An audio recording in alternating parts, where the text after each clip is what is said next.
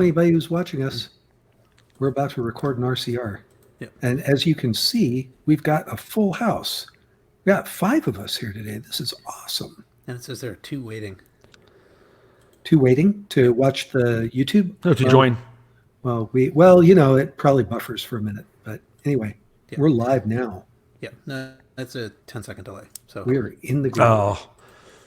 So much for my plan. Swear all the way through. You can beat me. All right, I'm starting us in. Do it. It's January 5th, 2020. And welcome to episode 206 of the Retro Computing Roundtable.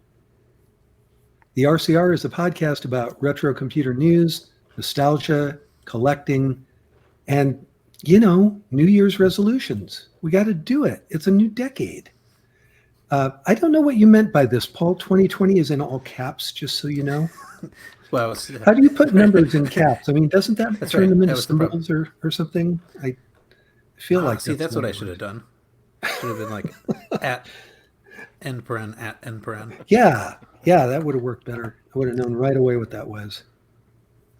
So hey, we got 5 of us. We might as well go around our pentagonal table. You like that? I know my geometries. So I'm going to go clockwise here and start with the angry red herring, who is AKA Carrington. How you doing there? I'm amazing. Of course. Sum it up. In summary, I rock. No, doing well. Excellent. And Jack, who isn't in the clockwise order, but I'm going to do this anyway. How you doing, Jack? I'm doing pretty good. I'm just surprised by not being in the order either, but it's okay. Sorry. Hey, you gotta. That's still 5 minutes ago.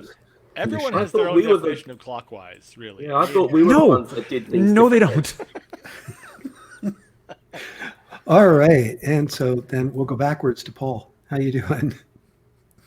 I'm confused and fine. You're up in Canada, aren't you? Are we playing Uno? I don't know. I am indeed up in Canada. Skip to reverse. Excellent. For the holidays. Nice. And your internet's holding out so that you can record in that? So far. Perfect. We call it Le Internet. Actually, not even very much snow. What's the deal? It's like warm and everything's melting. Shh! Don't tell people. Okay. Yeah, we talk about whether to keep the Americans out. Don't talk to me about melting. Yeah. Sorry. Well, let's just talk to you in general, Michael. But you can tell us about your melting. How are you? Oh well, most of the country's on fire. Except for the bits that aren't. To give you guys an idea, now you generally understand the size of England? Roughly? Yeah, roughly. Okay. Well, the amount of Australia that's on fire is almost the size of England. So I think we're currently, I'd say we're about 90% the size of England, or let's see. All of New England. Is it a Brexit thing? No, it's just the Queen doesn't love us anymore, so she chucked a match in. Probably Brexit. But the biggest bushfire, Gospers Mountain, Wollomai National Park, that's reached down to the northern side of the Hawkesbury River, and that's only about 35 kilometres away from me. There's been grass fires popping up strangely. Nearest one was about 6-7 kilometers away yesterday afternoon. Unfortunately, that one was lit by little miscreants. There was another one where down just across the highway from where I work at Liverpool. And again, they think that one was deliberately set. Mother Nature's got dry thunderstorms, lightning bolts, enough wrath of the gods setting things off, and we still get miscreants lighting fires if we don't have enough to go on. Unfortunately, it's probably the worst fire season that we've had in ages. Normally, you have a catastrophic fire in South Australia, or you have one in Victoria, or one in New South Wales. We currently have, I think, 2 in New South Wales, 2 in Victoria, 1 in South Australia. The 2 of the fires either side of the New South Wales Victorian border are within 10 kilometres of joining up to create another mega fire. So it's not fun, and we've been experiencing temperatures in the low 40s. Penrith had that would have been Saturday, had the hottest temperature on the planet at 47.8 degrees Celsius, which is in Fahrenheit, flaming hot.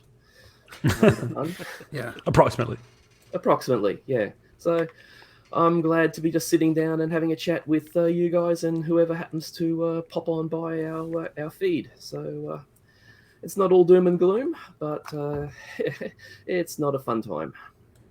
No, we get some news about this outside of Australia, on our mainstream media, but I'm sure that it doesn't really cover everything that's going on. What is the prognosis? When do they think they'll have most of this under control, or is it just kind of don't know yet? It's basically all just going to be contained, or at least try to be contained. They estimate that if we have some good continuous rain, the mega fires around the place should be extinguished in a couple of months. So, a couple months. Yeah. So it's just vast tracts of the country is blackened. It's horrible. Number of deaths, both of civilians and the various volunteer fire brigades. It's not good. The amount of property damage small hamlets have been destroyed. Major tourist infrastructure on Kangaroo Island has been wiped out. Kangaroo Island, South Australia, is a wonderful place. But the western third of the island, and when we say island, we basically mean something almost the size of Ireland, is basically black. They estimate 500 million animals have perished in the fires so far. It's just, and that's the wildlife. Stock losses are horrendous. It's just, yeah. Wow. It's bad, and stuff happens in the rest of the world as well. So yeah, I hope every effort is made to contain that and deal with it, and that it gets under control as soon as possible. Yeah, but so amongst all of that, there's still family get-togethers and retro computing and things go on. So yeah, sad as it is, life goes on. I'm just going to turn off my screensaver. I don't know if that flicked through before. No, we're seeing you just fine, and it's good that you're safe, and good to have you on the podcast. Yeah, well, I've got all my fire hoses and everything laid out around the house. I've been clearing stuff because now I'm on acreage here, and I go for a walk down to the creek. There's no water in the creek anymore, and everything is just dry underfoot. My grass crunches underneath your feet like straw or soft-packed dry snow. It just goes crunch, crunch, crunch as you walk through it. So, yeah. I will survive. Well, I guess we should go ahead and talk about the retro computer New Year's resolutions. And I have one, but I'm going to save mine for last. And I suspect that perhaps some of you will have a similar concept in mind. But this time I truly am going to go clockwise. So, Sure, Jack, yeah. why don't you start? Yeah. No, just kidding. Carrington, go ahead. Okay, thinking about this, I've got a lot of the same resolutions I have every year, which I'm not really good at making actual resolutions, but I think about it, I have vague plans. That kind of counts. I've probably said this on previous shows. I still want to write something significant in assembly. 652 assembler, it appeals to me, but I never get down to doing anything. So that's on my ever-present go-to list. I want to finish the Infocom games. I've been playing them with Kevin Savitz. mentioned early, for Eaten by a Group, another podcast. And we're in the final 5 or 6 games, I think. So we'll be able to finish them this year. So that's super fun. Finally knock all of them off. So that will be a neat thing to have done. Played every single one of the games. And I think other than that, I want to, weirdly, if you're watching the video and looking behind me at my massive collection of nothing, I actually want to cut down my retro collection because, well, I've pretty much gone all emulator now. I still have these 3 big Rubbermaid bins of boxes of software that I just like to play, but I'm not using them much, so I got to find a way to get rid of them. Start selling stuff on eBay or bring them down to Kansas Fest or something. So probably going to trim down my collection, which is odd to say as the guy who doesn't even really have a collection. But I want to have even less. I say that's probably it. Those are my 3 big kind of retro goals. Do you think finishing up the Eaten by a Group podcast will be bittersweet? Nope. Super awesome. It's about time. Super awesome. Great fun. I don't know whether we'll continue and play like other games or we're going to definitely do the rest of the Infocom stuff. Like we're finishing all the text adventures and then there's a handful of graphical adventure type things like text adventure with graphics they did. We'll do those next. So we'll at least do all of the Infocom stuff. How much we'll play through Cornerstone, I'm not sure, but we'll at least do that. I'm waiting for the database playthrough. So It's going to be great. Yeah. Yes.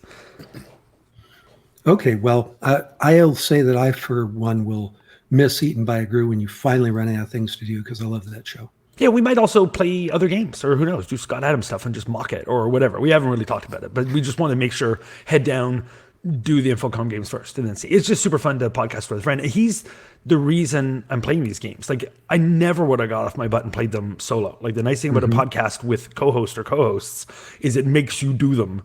And so because we're obligated to each other to play the games, it forces us to play them. And it's a great way to be productive, is just hold yourself to like somebody else's expectations. Otherwise I get nothing done.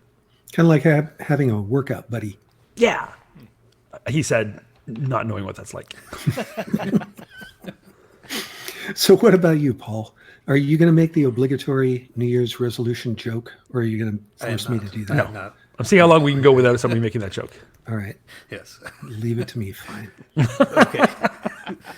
Yeah. No, I mean, I think, I feel like I have the same kinds of ideas every year, but I think what I would like to do is maybe try to work through the stuff one thing at a time. Like, I have this idea that I would like to take out a thing and I would like to take photos of it and maybe do a little video or whatever and then move the thing along. And so I'm going to try to maybe set out a little Move line. along as in move on to somebody else? Yes, exactly. Get it out of my way. There are things that I want to keep, of course, but there are some things that I have only because I wanted to do that. And once I've done that, it has been done, and someone else can have it in their, display case or whatever. Because for me, a lot of these things that other people might put in display cases they're sitting in like a file cabinet. That's not interesting. So anyway, so that's probably what I said the last 4 or 5 years running, but this time maybe it'll happen. Well, that's okay. We can just keep, stacking the plates back up. I know I do, which I'll talk about when we get to me. What about you, Jack? Well, like Carrington, I also have the perennial interest in doing 6502 assembly and doing it properly. Like, I can do a little bit. I didn't say I was going to do it properly. Don't put words in my mouth. Don't hold me that standard. Well, in my mouth, I want to do it properly. What does that mean? I don't know. But just like I've been dancing around the edge of 6502 assembly programming since 1984 or something. Like, and I've still never really sunk my teeth into it and done it.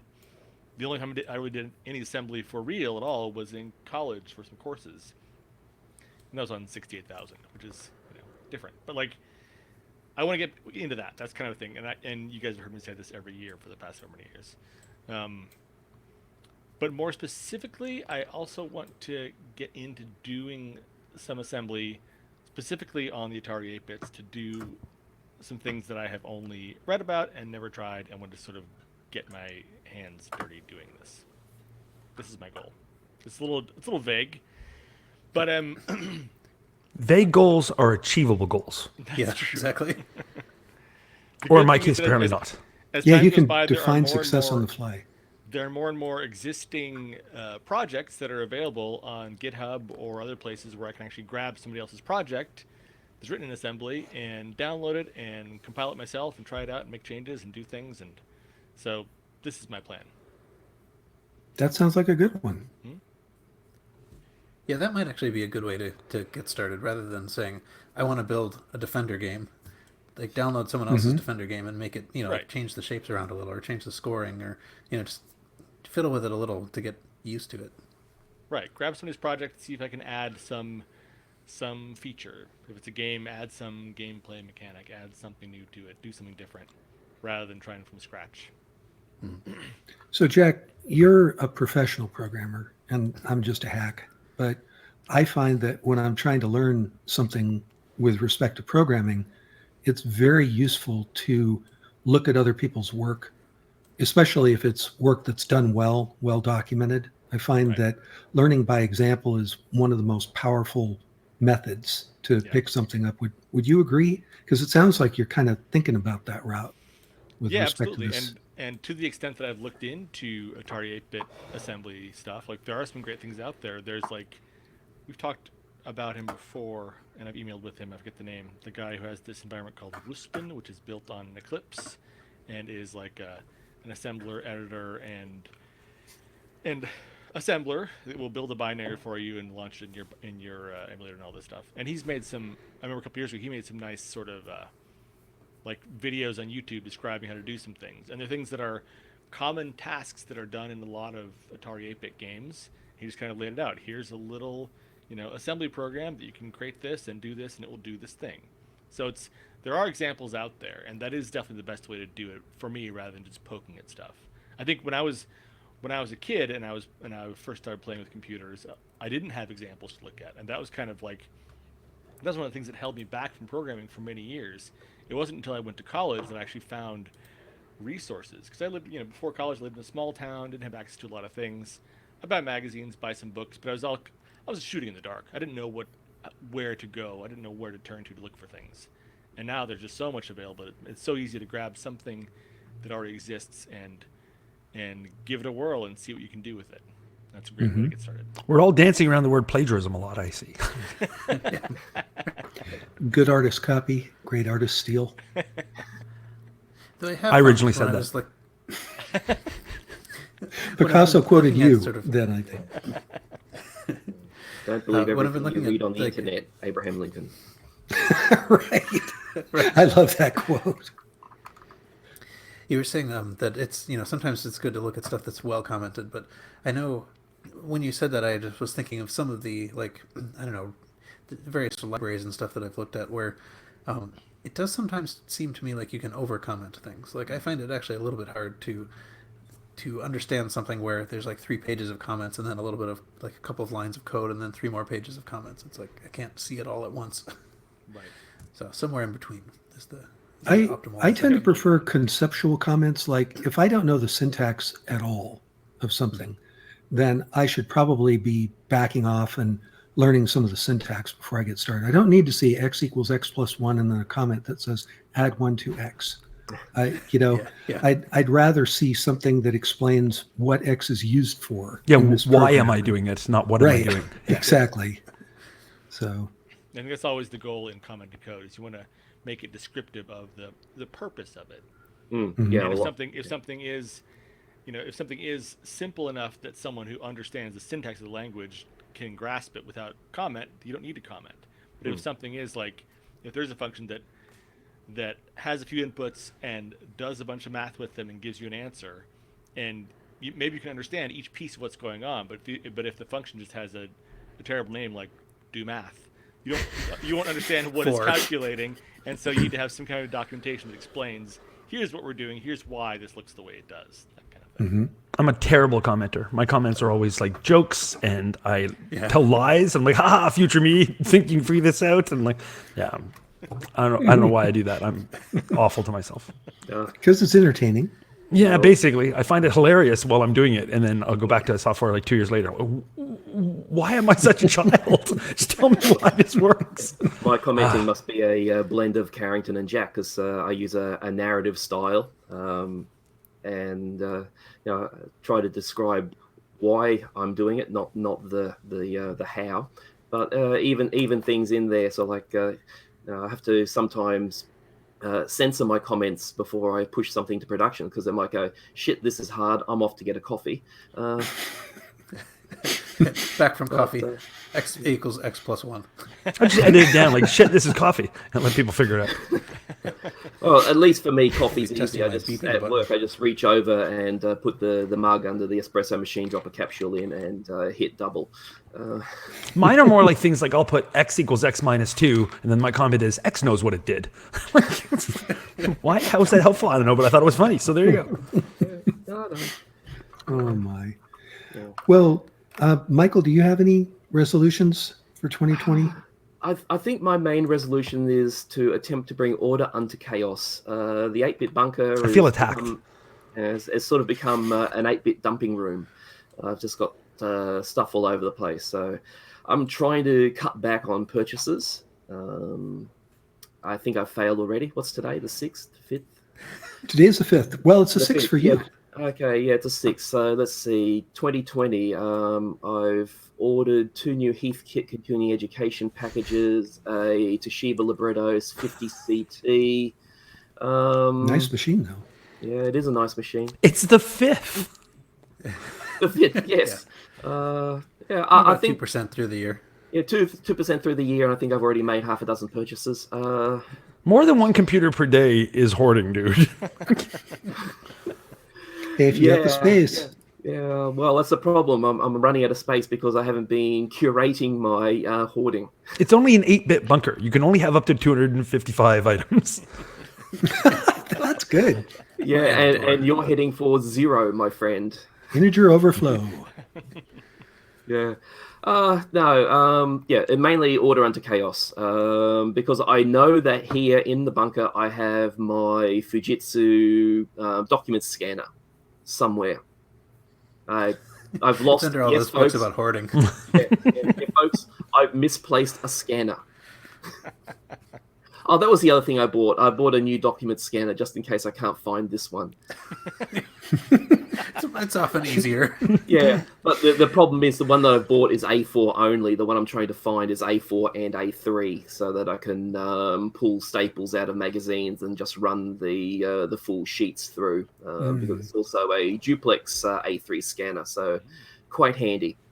Yeah, that's a Wow, Fujitsu one. An automatic document feed with A3 Oh capability. yeah.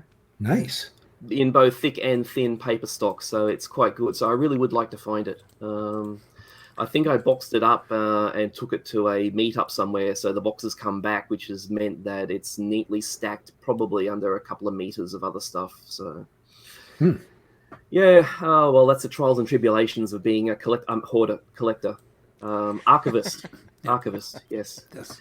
Yeah. So that's the main one, but the other one is I've got all of these education packages. I want to complete the digitization of their media, which includes 33 RPM LPM LPs. I've got in the Heathkit stuff all of these square flexi vinyl recordings. Oh, cool. So, yeah, and I've got some EAV educational software has film strips in it. Unfortunately, when I opened up those canisters, I was greeted with a lovely aroma of vinegar. So those film strips have all redshifted. Ooh. Maybe they're just moving really quick. No, they're not moving quick. Let's just quickly bring up something here. There we are. There's all the photos that I scanned on there. So you can see that they're actually a combination of black and white and color photos, and they're all a lovely shade of magenta. Yeah. So I've tried color shifting, not being very successful. So I think all of them are going to be just kept in the redshift and the media packages that I'll be pushing up to Internet Archive, I'm just going to change them all to grayscale. But again, that's the problem of dealing with mass-produced material back from the 70s. It was never designed to last. Okay, it was going into school, so they kind of expected it to last, 5-10 years, maybe a bit more at a stretch. But it's now 2020, and 50-year-old mass-produced film strips just aren't cutting it. And so I suppose the upshot is at least I'm archiving it to black and white. So I've got a whole lot of other educational material, multimedia packages from the 70s. And I thought I'd better get those archived and made available. So stay tuned for 50 Shades of Beige, the YouTube channel. Well, that's nice that they're not being lost, even if the quality is degraded a little bit. You've got the material. Yeah, so I've captured the audio, and I'm just going to keep the little bings in there for when I do the YouTube slideshow, so that people can get the full high school immersive multimedia experience. I love those. Yeah. So yeah, Sometimes things have come a long way. Sometimes you can have you can find like marketing photos and stuff that will actually show you. They'll lay out this stuff and maybe unroll a little bit of the film strip. You might be able to see what the color would have looked like in some of the photos. Yeah, I had a look in the what was the big project that Kevin did, that all scanning of the junk mail and things. I went for a look through there. There's no mention of any EAV or any of the other Heathkit type things, but I'm going to keep looking. There's not much out there on the intertubes for this stuff. So again, I do want to try and scan as much of this stuff, get it up the Internet Archive, and then put some presentation packages together. But back on the 6502, it'd be nice to relearn 6502, maybe even IBM Assembler 360 or something like that from my glory days of programming. I think I'd have to almost go back to learning assembler by scratch. Did you do some 360 programming back then in assembly? In assembler, I started doing some, but I wasn't in the network software area. So the manager there basically gave Winnie and myself the kibosh on doing some utilities. So they said, "Oh, if you leave, we'll have to maintain these utilities." And so we went and wrote them in COBOL. Sure. Okay, Well, so one of us has to say this. So you started with 360, and now you've come full circle. Oh, And I'm out. Yes. Hey. Okay. It's resolution. Yes, It's you win 320 the by 480. internet. Yeah. very nice. Well, you could use Hercules to. I could. That's another little project which I've got buried on a hard drive somewhere. Hercules was quite fun, but for those not to know, Hercules emulation system for if you want to reminisce your IBM mainframe days. So, or retorture yourself, whichever. So. Oh, is it my turn? All right. Yes, well, it's your turn. You're clockwise from Michael. okay. Well, I've got one of the same things as everybody, which is to scale down the collection. I want to do it intelligently, but I don't know. I may have to just do it stupidly because I've got an explosion of stuff. And I think 2020 is actually the year where my desire to have a right-sized collection may be stronger than my desire to get the utmost money or care or whatever out of getting rid of the stuff. So some of the things may be going at fire sale stuff. Some may be No, just don't use that word. giveaways. Come on down to Crazy Oh, Earls. sorry, dude. Mind you, I was going to say there's one way I could downsize my collection. I could just take the storage boxes outside and just let Mother Nature Just take wait. care of it. Oh, no. All right. Blue light special. How's that? Is that That's better? better. Yeah. Okay.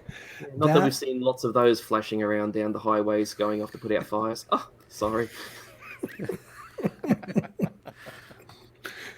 Another thing that I've had on my list for a while, I came close, didn't quite get there, was taking an FPGA, getting a 6502 core on it, and then getting enough other goodies on it to make a system on a chip with an FPGA.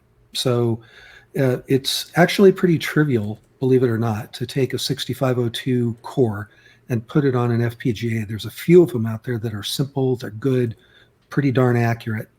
What is a little bit more complicated is then now you've got a running 6502, but what are you going to do with it? You got to get some input and output, put some ROMs in so that when it lights up, it actually does something when it first boots up.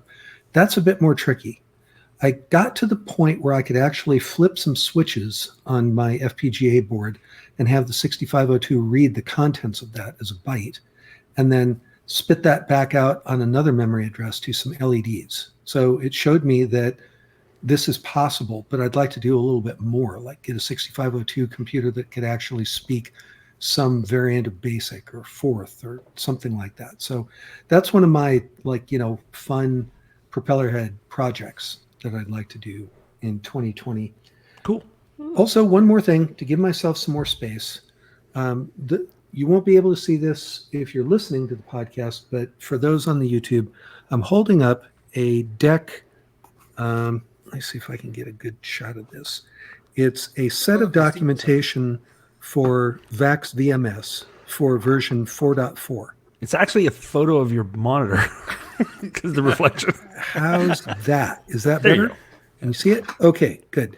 These are both super awesome to have and the bane of my existence because I've got a full set, what the deck people would call the wall of orange that I have of these things. There's got to be like 30 of them or something like that. And a lot of them are the big 8.5 by 11, just chock full of documentation. And scanning them, I've scanned quite a few of them, and I feel like I haven't even made a dent. And they take up a huge amount of room. And once I'm done with that, I've got a bunch of other deck documentation besides that wall of orange. So in 2020, I'm either going to get them scanned or give up. I don't know which one it's going to be, quite honestly. It's not like the world is, everybody's beating down my door, clamoring for the VMS 4.4 documentation. Maybe nobody would care if it never got scanned, but I know from looking around at the sites out there, it doesn't seem to be archived. Nobody's And got it. maybe now that you're teasing it here, Earl, maybe now people will be waiting for it. Yeah. They might. And, I'd posted on the Vintage Computer forums about this and said, I've got this. This is going to be an amazing amount of work. Does anybody want it? Does anybody care? And a couple people came back and they said, well, yeah, it'd probably be good if you scanned them. And I thought that's not exactly a rousing endorsement. The enthusiasm. Yeah. So anyway, that either succeeds or fails this year. That's it. I'm putting my stake in the ground. And those are my New Year's resolution. And aside from that, 1024 by 768. Someone had to. Yeah. If I was closer and I could find it, I'd loan you my document scanner. Sounds like it'd be perfect for it. Yeah, I actually do have. If you could find it. I do have an ADF scanner, and it works really well. It's a nice Kodak Alaris scanner. Okay, good. It's got some cool features like it'll remove the punch holes. It'll straighten a document that goes in slightly crooked. It does a lot of things automatically to clean things up as it's scanning. So I like it. It's still a lot of work because, you can't take the whole book and cram the whole thing in there. You got to go like 50 sheets at a time or whatever. And these are old. These are old books too. And the problem with that is sometimes the pages stick together. Sometimes. That lovely toner. And peeling the inside page off the inside front of the folder. That's so much fun. That can happen too. Luckily, these seem to have been stored in fairly good climate conditions, so they don't have that problem. I've got some other books that have that problem. I like how Paul's got the matching wall. So yes. Do you want me to send these to you, Paul? Maybe you could scan them. So Paul, the paint color, is that called Sunburst Orange? Nice. I think it does Where's actually your just orange, Carrington? Yeah, we need more orange. I remember the deck wall of orange. Jack, you might also remember this. In the computer room, the computer lab, there was one of these walls of orange. So I have my own little nostalgic memory of that. And I did look stuff up, how to do stuff on the command line and stuff in some of these. Mm-hmm. But and I think I might have one of those binders somewhere, but I don't need the wall. You don't want them? Okay. Well, I didn't want to deprive they're cool you. looking, If you, they do actually look really neat. I have to admit, I'm going to keep a few of these loose leaves when I'm done, just to store, whatever other kind of documentation, even after I'm done doing all this scanning. But anyhow, okay, enough with resolutions. We should move on to some other topics. I guess the next one would be listener feedback. Paul, who's talking to us? All right. Well, let's see. So we got some email from some people. So Todd wrote over email to alert us to the fact that Captain's Quarters BBS has added an ASCII Express line. So, and What does that mean? Okay. Well, in a sense, I wanted to mention this because it gives us a chance to talk about that, because we're already like 35 minutes in. but yeah, so at least I think ASCII Express is only an Apple thing. Yeah, I think it's only Apple II. 'Cause I only know of it as an Apple II program.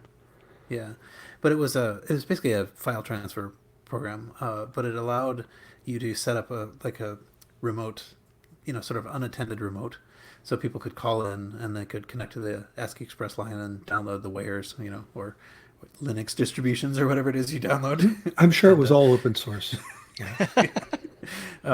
But so it was basically, and actually ASCII Express was a little bit more inclusive of different modems. Like there were a couple of different sort of important file transfer systems in the wares underground, and ASCII Express was the one that everybody could use. Catfur was the one that I was a little bit more familiar with, and that required an AppleCat 2 modem. So, but and I actually have no idea how. So it has an A line. I don't know how you use it, but you can log in, and I suppose if you can figure out a way to connect your Apple II to the Captain's Quarters BBS over like a Wi-Fi connected modem, then you might actually just be able to download things off the AA line, which is interesting. So Carrington, have you used these before? You sounded Oh, way back, like familiar at forever least. ago. I don't know what the utility would be now, except as like a nostalgia thing or a way to show people what it was like to download a bunch of stuff and then reassemble into a disk. It's strictly for wares. But I also was more familiar with Catfur, but it's the same sort of thing. I think there was Diskfur, or not Dogfur, Diskfur or something like that was another one. But I was aware of ASCII Express, but they're all the same thing. Basically, it's a way to get wares out of your BBS. Yeah. And there was a program, I think, that was pretty much specifically just for this purpose also, called Dalton's Disintegrator. And so everything was compressed with this thing that would basically make your whole disk image into something small enough that you could store the image on a disk, right? Like the compressed part. So, so you could show your, whatever your Linux distro. aces. It's like this is what we did. We connected, and okay, now we're gonna go do something else for 4 hours. Right, and hope. We'll come back and see. So that's neat. If you want to try that out. Chris wrote over email a couple of times ago. We kept for several episodes in a row. We were asking, what is 14.2504 megahertz? We didn't have Michael on there. to Michael's tell here us. now. Yes. We were asking it with some level of frequency. That's very true. But so, and for some reason I missed this feedback back when we were talking about it before. But it was actually pretty interesting. So I kind of wanted to read through some of it just because I found it interesting anyway. So the this basically has to do with the all the different clocks that the Apple II needs. So there's a 14-ish megahertz crystal that runs all of the different clocks, and the reason it's 14 is because there are all these different. We need something to go at 3.5 megahertz, and something to go at 2, and something to go at 1, and something to go at 7, and this is like the common denominator. Like that, you can split 14 into all of those other numbers. So color video requires a 3.5 megahertz frequency, and the video display needs something roughly like 1 megahertz signal to get the bits from the video memory and under the beam in time. that both the Apple II and Apple III split a 2 megahertz clock for what are they doing? CPU tasks and video tasks. And then actually in the Apple III, you can turn off the video and speed everything up by twice, pretty much, by just saying like, I don't want any of the video, just do it all, put everything in the CPU. So it sort of like just shuts down the screen. Anyway, it's pretty cool. I put it in the show notes. I put all kinds of numbers and stuff that as I'm looking at it, I'm thinking I probably don't need to read those. But one thing that is kind of interesting about the Apple II that I think not everybody knows, even Apple II people, which is that it doesn't actually go exactly at 1 megahertz because it has to stay in sync with this exactly 3.5 megahertz. I guess it's not exact, but there is an exact number that the video has to go at. So there's one cycle that gets stretched a little bit. So there are 64 fast cycles and then one slower cycle, and then 64 fast ones and one slower. So which kind of messes things up if you're trying to do things like interface with a different processor or run your disk drive. So you have to. So does it be run at aware of some kind of scaled down multiple of the NTSC color burst frequency? Is that what you're saying? Okay. Yeah. Which is something like 3.5 megahertz. Mm-hmm. And then 14.2504 specifically is the PAL version. 14.318 is the NTSC version. Anyway, okay. It was more interesting in my head. No, I mean it is interesting, and I know that there is some similar math behind the numbers on the Atari 8-bits, the clock speeds of the CPU and other components in there, and it for the same reason, it's all based around how to output video in NTSC and in PAL, and how to get the right number of pixels and color clocks and all these things. I don't know the details at all, but there is a similar thought behind it there as well. So I wonder if the Atari also has a slow cycle like that. I mean, because it has the same constraint. It has to try to match that color burst. Yeah, except it does something different because since the CPU isn't driving the video, since there is a video chip that does that, and so that's why the 6502 and the Atari runs at something like 1.79 megahertz. So the CPU is not constrained by that, but the other chips are, and therefore the CPU is constrained by the speed with which it will communicate with them in some way. So like there's a similar sort of like division of a big number into smaller numbers for all these things. I just don't know it off the top of my head at all. It seems like the video would slow things down on a lot of systems. Like the Commodore 128 got around that by, if you turn off the 40 column video and just have the 80 column, which is handled by another chip, then it can go at 2 megahertz. But if you're using the 40 column video, then it can only go at 1 megahertz. Okay. So I think on the worse Atari, in the only both thing respects, or better in both respects. Right. on the Atari, the only thing I remember that shut off the video in order to make things work faster or better was if you were running SAM. You guys remember SAM? Software Automated Mouth.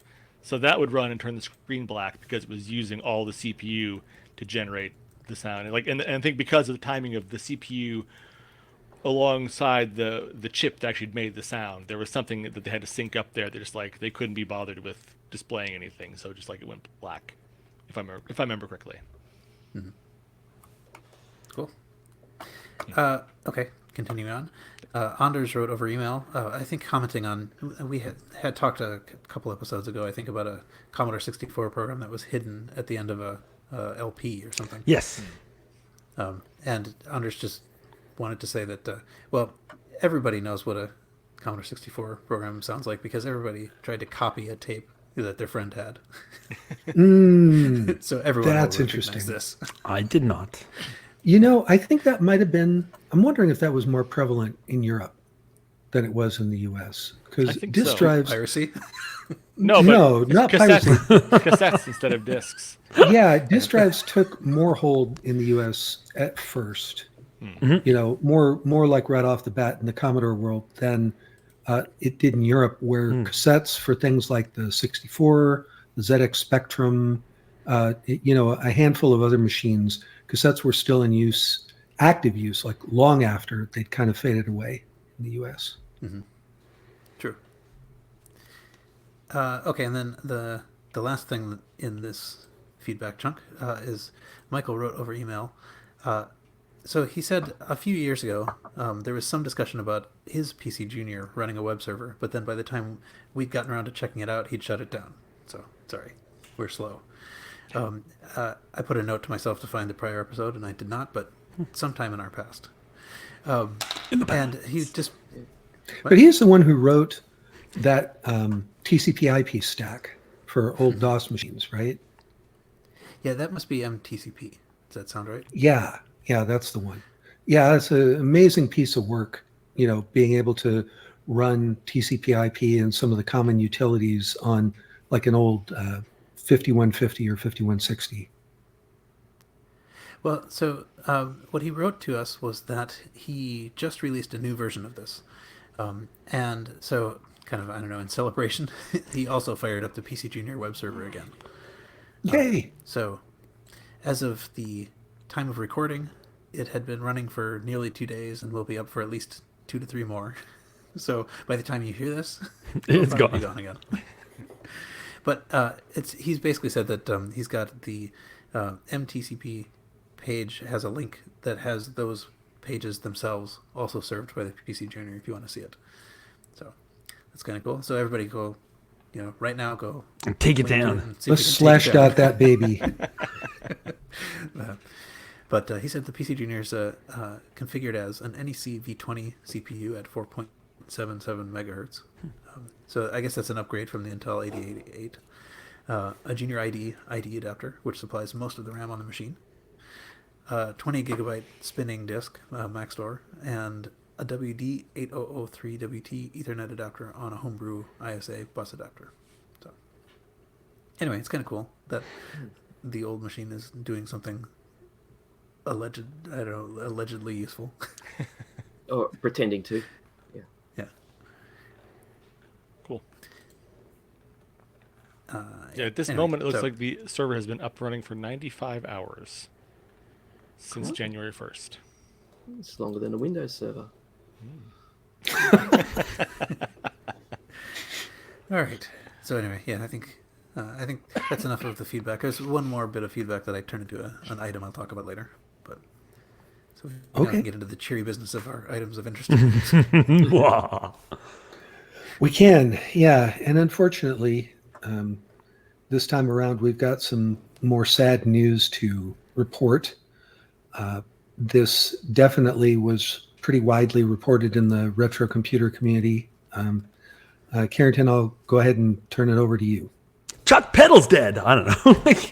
Oh, man, you guys yeah. are so somber, but it sucks. But the reality is, yes, we have a bunch of news about people who have passed, and one of the ones that came up recently was the passing of Chuck Peddle, superstar name, somebody who we have obviously mentioned a bunch of times, and one of the big names behind the 6502, still my favorite chip, that we've already mentioned on the show, and it's the one I would like to write assembler, and so maybe this year that'll give me that motivation to do it.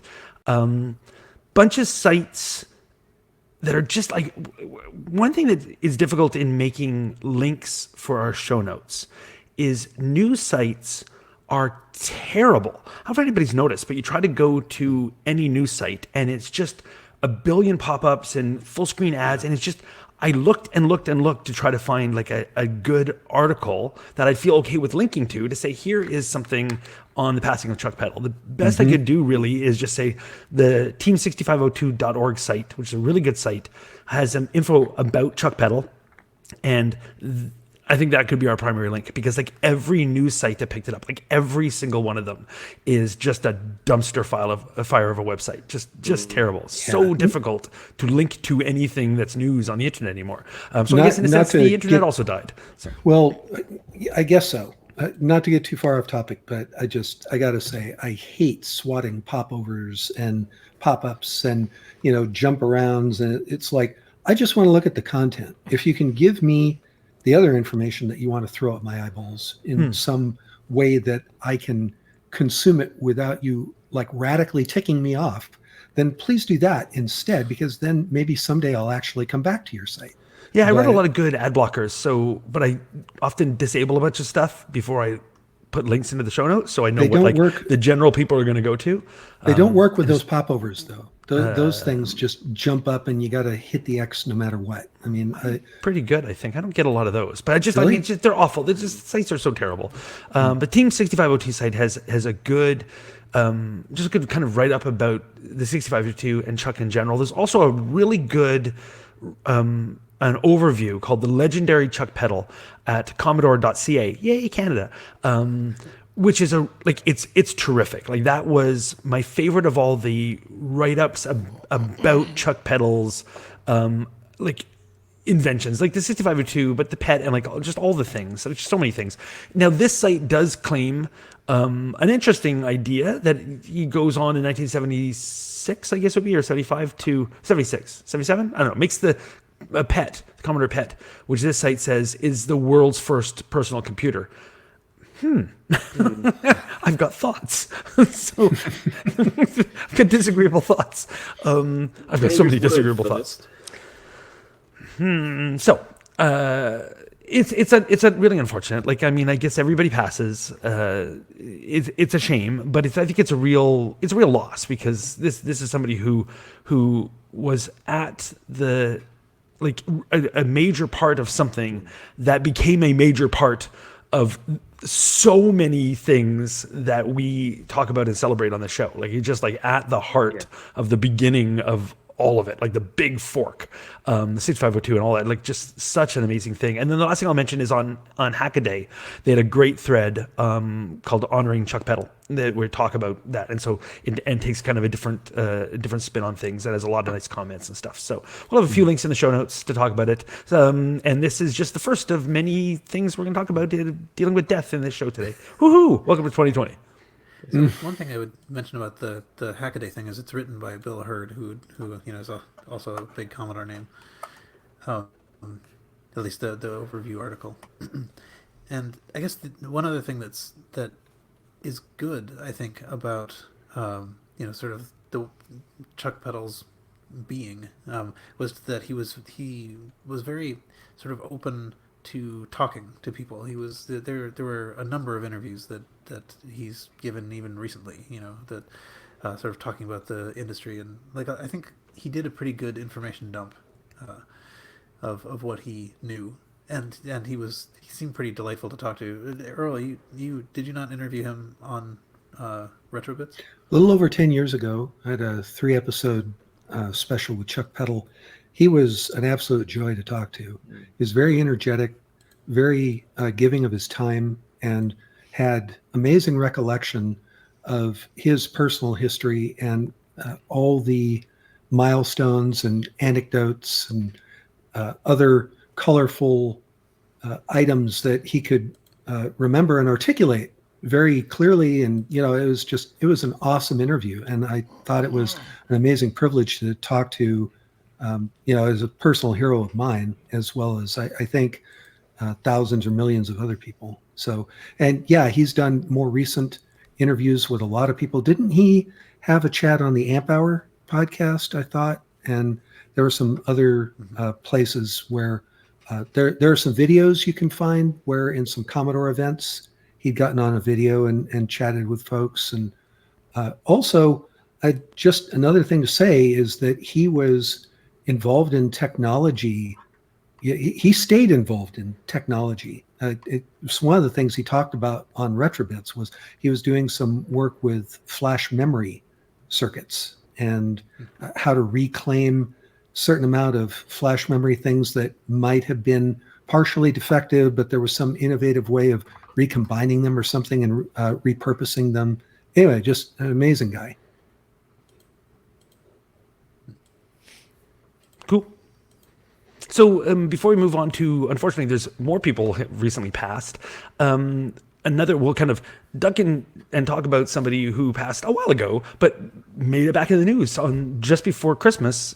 For some reason, Polygon ran a really nice article called "The Man Who Made Wolfenstein" about Silas Warner, who passed a while ago, but I don't know what prompted this article, but it's really, really good. It's like a long, in-depth look at Silas Warner and his impact on gaming and through Muse and all of that. just really great. So I thought we'd just have a link to that in the show notes as well, so we can talk a bit about Silas Warner too. Before we go on to that, I'll also mention the weirdness that's coming up on the internet when I'm trying to find links to things. So this was a great article on Polygon written by Colin Campbell.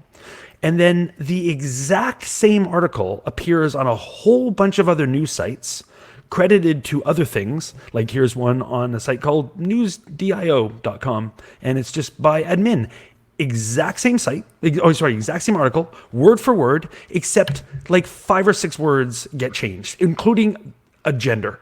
So one thing changes one person's gender all the way through. I don't know why that happened. But otherwise, it's just a complete ripoff. So again, like the internet is just full of like the exact same story, slightly twisted, and then you have to look to try to find like where's the original. And it was one of these knockoff articles I saw first, and then I discovered the original is actually on Polygon. So we'll link to Polygon and probably not link to some of these other knockoff sites. But it's a weird thing that's happening recently where the exact same articles are cut and pasted, and then they change like 4 words, same graphics, same everything, attribute it to somebody else, and just stick it on your own news site. Yeah, there was one. I mean, maybe this is the place to mention it, even though it was in a different butchered article that you mentioned. But they changed something like inch by inch to of thumb. Yeah, thumb of thumb. I was like, what is that? I mean, I can understand. I can sort of see there's a isn't that there's like a French connection there. But why would it be translated in and out? I don't understand. It's weird. Yeah. So, men who made Wolfenstein, the late Silas Warner is barely remembered in gaming, but he did something extraordinary. Aha, I'll leave you with that tagline. But it's a really, really good article, so highly recommended. Paul, I think you put a bunch of links about Silas Warner as well, right? Yeah. So I stuck a couple of just a couple of things to mention. We don't need to spend a lot of time talking about Silas Warner necessarily, but he gave a talk at Kansas Fest in 1992 that somebody audio recorded. And so we'll have a link to that so you can listen to that. It's pretty interesting talking about the sort of early Apple software. And the digital antiquarian had a good article about Silas Warner and the beginning of Muse software. And then there was in the digital antiquarian site there was a link off to a site that has some remembrance comments. It was basically just sort of a quick note of some sort, but a lot of people found it and put comments on it, and so there are people who were like someone who was Silas's college dorm mate and colleagues from Muse, and the guy who bought the IP later put a comment in, and so it's pretty interesting. And so I'll have a link to that, and then also a link to that same site on the Internet Archive, just in case that site goes away, because it might someday. But actually, in the wake of this Polygon article, that remembrance site itself has been getting some new updates. So I think there was one, there was something even added just 3 days ago. So it's still or at least it is now again a live site. Cool. In looking up about this and trying to find stuff about Silas and things, I stumbled across a little site. I don't know if you guys have heard of it, called yesterbits.com. And Paul, you did write up about Muse and ABM, and it's in your article that I learned that Muse was originally an acronym for Micro Users Software Exchange, which I did not know. I thought it was just the word Muse. Oh, wow. Yeah. I also did not know that until I got the thing that told me that. But I mean, yeah. You have more. Do you want to keep going? Yeah, was that it for now, Carrington, or did you want to? No, there's more death. The death theme continues, unfortunately. Who's in the article is just listed as a late collector. Fellow named Adam Rosen had a big collection of Apple-based things, mostly Macintosh, and passed away. But nicely, the collection has been picked up by the American Computer and Robotics Museum. I think this is this is the one where, because there's a subheading, American Computer and Robotics Museum, quote, inch for inch, the best. And of course, there's ripoffs of these articles. There's one over at BaliInside.com, which changes that to thumb for thumb, the best. I don't even understand. Well, inch was a thumb. So But it's still. transliterated. Yeah. Still, Yeah, like what the heck, man? In terms yeah, of it's been transliterated and then back into English. So yeah. yeah, but this is a But the nice thing is- thing where somebody had like a big collection that meant a lot to them, and then people have gone and tried to find a new home for it, keep it together, not necessarily trying to sell it, but just trying to find somebody who would take care of it and appreciate it for like the great collection it is. So it's really nice that a museum has said, yeah, you know what, we can totally make use for that. So it's the American Computer and Robotics Museum in Bozeman, Montana, is going to take the whole collection and be able to put some or all of it on display, and like that's fantastic. So that's somebody whose collection will be, you know, really cared for like after they pass, which I don't think a lot of people can hope to actually happen with their collections. So this is really nice. Yeah, he did. He actually had this. This was set up as kind of a museum that you could visit on demand. Like you could it was in his own personal space, but you could go see it if you talked to him. And I never did, which is very sad. But I did meet him. He was collecting sort of things that had that what is called Picasso art for the Mac things, and you know the Apple stuff of the 1984 era. And I had something for printers that he didn't have, and so he wanted to get that. So I did Cool. meet him. So it's good, and I think this museum in Bozeman is. I think we've mentioned it before. I mean, I think it's a pretty prominent museum. And it wasn't too long ago, if we're talking about the same museum, that sadly the person who had created that museum had passed away. I And knew I'd heard about it recently. Yes. Happy 2020, everyone. We're halfway done. Halfway done our discussion. It will Obituary continue. part. It's a theme. was that it, Carrington? That's it. Okay. I think Jack has more, I was going more to say, depth. no, Jack, you've got some good news for us, right? Well, moving on, I've got some more death. Our friend, our fellow tabler, Ken, who isn't with us today, he has a nice article in Computer World about tech Ken's- It luminaries. sounded pretty ominous where you're beginning this. Yeah, yeah. Sorry. with us It's not that in- he's no longer with No, us. he's not with us today on the podcast. He is with us. Thank you. He's Especially in spirit. today, you need In to spirit. qualify Yes, that. he's Yeah. with us in spirit. And he wrote an article that's in Computer World, Tech Luminaries We Lost in 2019. This is not strictly speaking only computer industry or anything by any stretch. And the reason this came up is he posted it on Facebook, and I commented, "Why isn't Chuck Peddle here?" And he said, "Well, he just missed the deadline because he had a publishing deadline just a couple weeks earlier." So Deadline. yeah, Oh, sad. That'd make a good Infocom game, wouldn't it? Deadline. Anyway, yes. So there is a number of people who died here, some of which that I did not know about, and some I did know about, and it's all interesting. So take a look if you want to find out about more sad deaths. Yeah. Well, it was a fascinating article in that, like you, Jack, I didn't know about some of those folks, but reading about them in that article and their accomplishments, I thought was fascinating. It was good that was memorialized. Mm. Is that the right word? Yeah, like that. It was good. Yeah, I commented back with Ken that I was hoping that the 2020 article would be a very short one, but unfortunately, yeah, Probably not. anything to go by. Yeah, we're filling the list up early. Well, Michael, I know you've got to have some good news for me. Well, yeah, I suppose it is good news, though it does sort of involve people dying.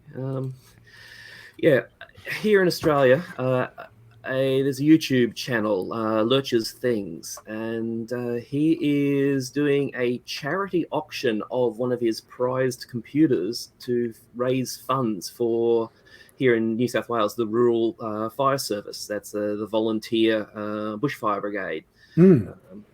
I think last count there was over 50,000 volunteers in the RFS, and ironically, some of them are actually deployed to other states, helping with those bushfires, and then our own bushfires here have erupted. But what is being auctioned is a MicroBee Premium Plus. So it's a 128K MicroBee computer, which is an Australian designed and built Z80 computer. And it has a reworked expansion card, So all of the componentry of the traditional expansion card has been shoved down to one end, and then using a FPGA and some other electronics, it has a SD card floppy disk emulator built in, and a few other bits and pieces, including a RJ45 networking jack. Basically, Jason is auctioning this. He's going to split the proceeds of the auction. Half of it's going to go to the RFS fundraising site, and the other half is going to go to his RFS brigade that he used to be a volunteer for. So when I last looked, this auction was basically at about $1,100 Australian. And I'm hoping that it will find a good home for a very, very healthy donation. Mm-hmm. Can somebody bring up that page and share it on the so that I can? I could do it on mine, I but can do then I'll do it. Okay. I'll do it. StreamYard kind of gets confused if I try to share and be the host at the same time. All shared. Okay, I'm sharing right now. We're all sharing it. there we go. Yeah, so 1175. So I think that probably comes to what, about just over $100 US. Hopefully, it'll short go up exchange. quite a bit from there. How Yeah, long has it got to I'm go? hoping. Oh, it was six done and a half days. Yeah, it was done as a 6-day auction, so maybe it's not going to be around. But it's a beautiful machine. Even just as a Microbee 128K machine, it is in beautiful condition. Mm-hmm. He does there's a link to his YouTube channel, Mr. Lurch's Things, where he actually gives a bit more information, demonstrates it being used. Advises that the keyboard is currently working, but that these machines have a history of some flakiness in the keyboard over time. But it is a very nice machine. So if someone overseas wants to have a little bit of Australiana into their collection, I could not endorse this machine more. As I said, it's an Australian designed and built Z80 machine. It was very big in the schools. It went toe to toe or thumb to thumb with the Apple in the school system here in Australia. But it went under as the behemoth, basically, and it's deployed more than it could Microbee could handle. But, And one of the nice things about the auction is shipping, I think, is covered if you're within Australia. But if you're overseas, he said, He's just gonna contact him split and the he will shipping. split the shipping. So don't be scared off if you're in North America or something. You think, oh, it's going to cost too much to get it shipped.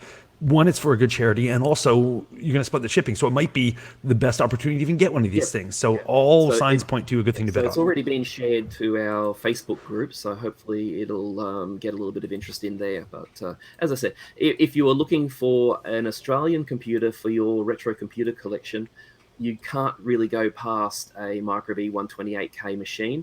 And go look at the YouTube video, and he basically gives a rundown on the expansion card that's in there. Now, it really is great, and there are disk images for Linux. So there's a Z80 Linux that you can actually run on this, and he demonstrated that running as well. So, sorry, this is Z80 for you guys. Yes. I see. Okay. Well, no, Carrington goes with Zen. No, yeah. Paul has to too because he's in Canada at the moment. It's a rule. That's right. That's yeah. true. Okay. Yeah.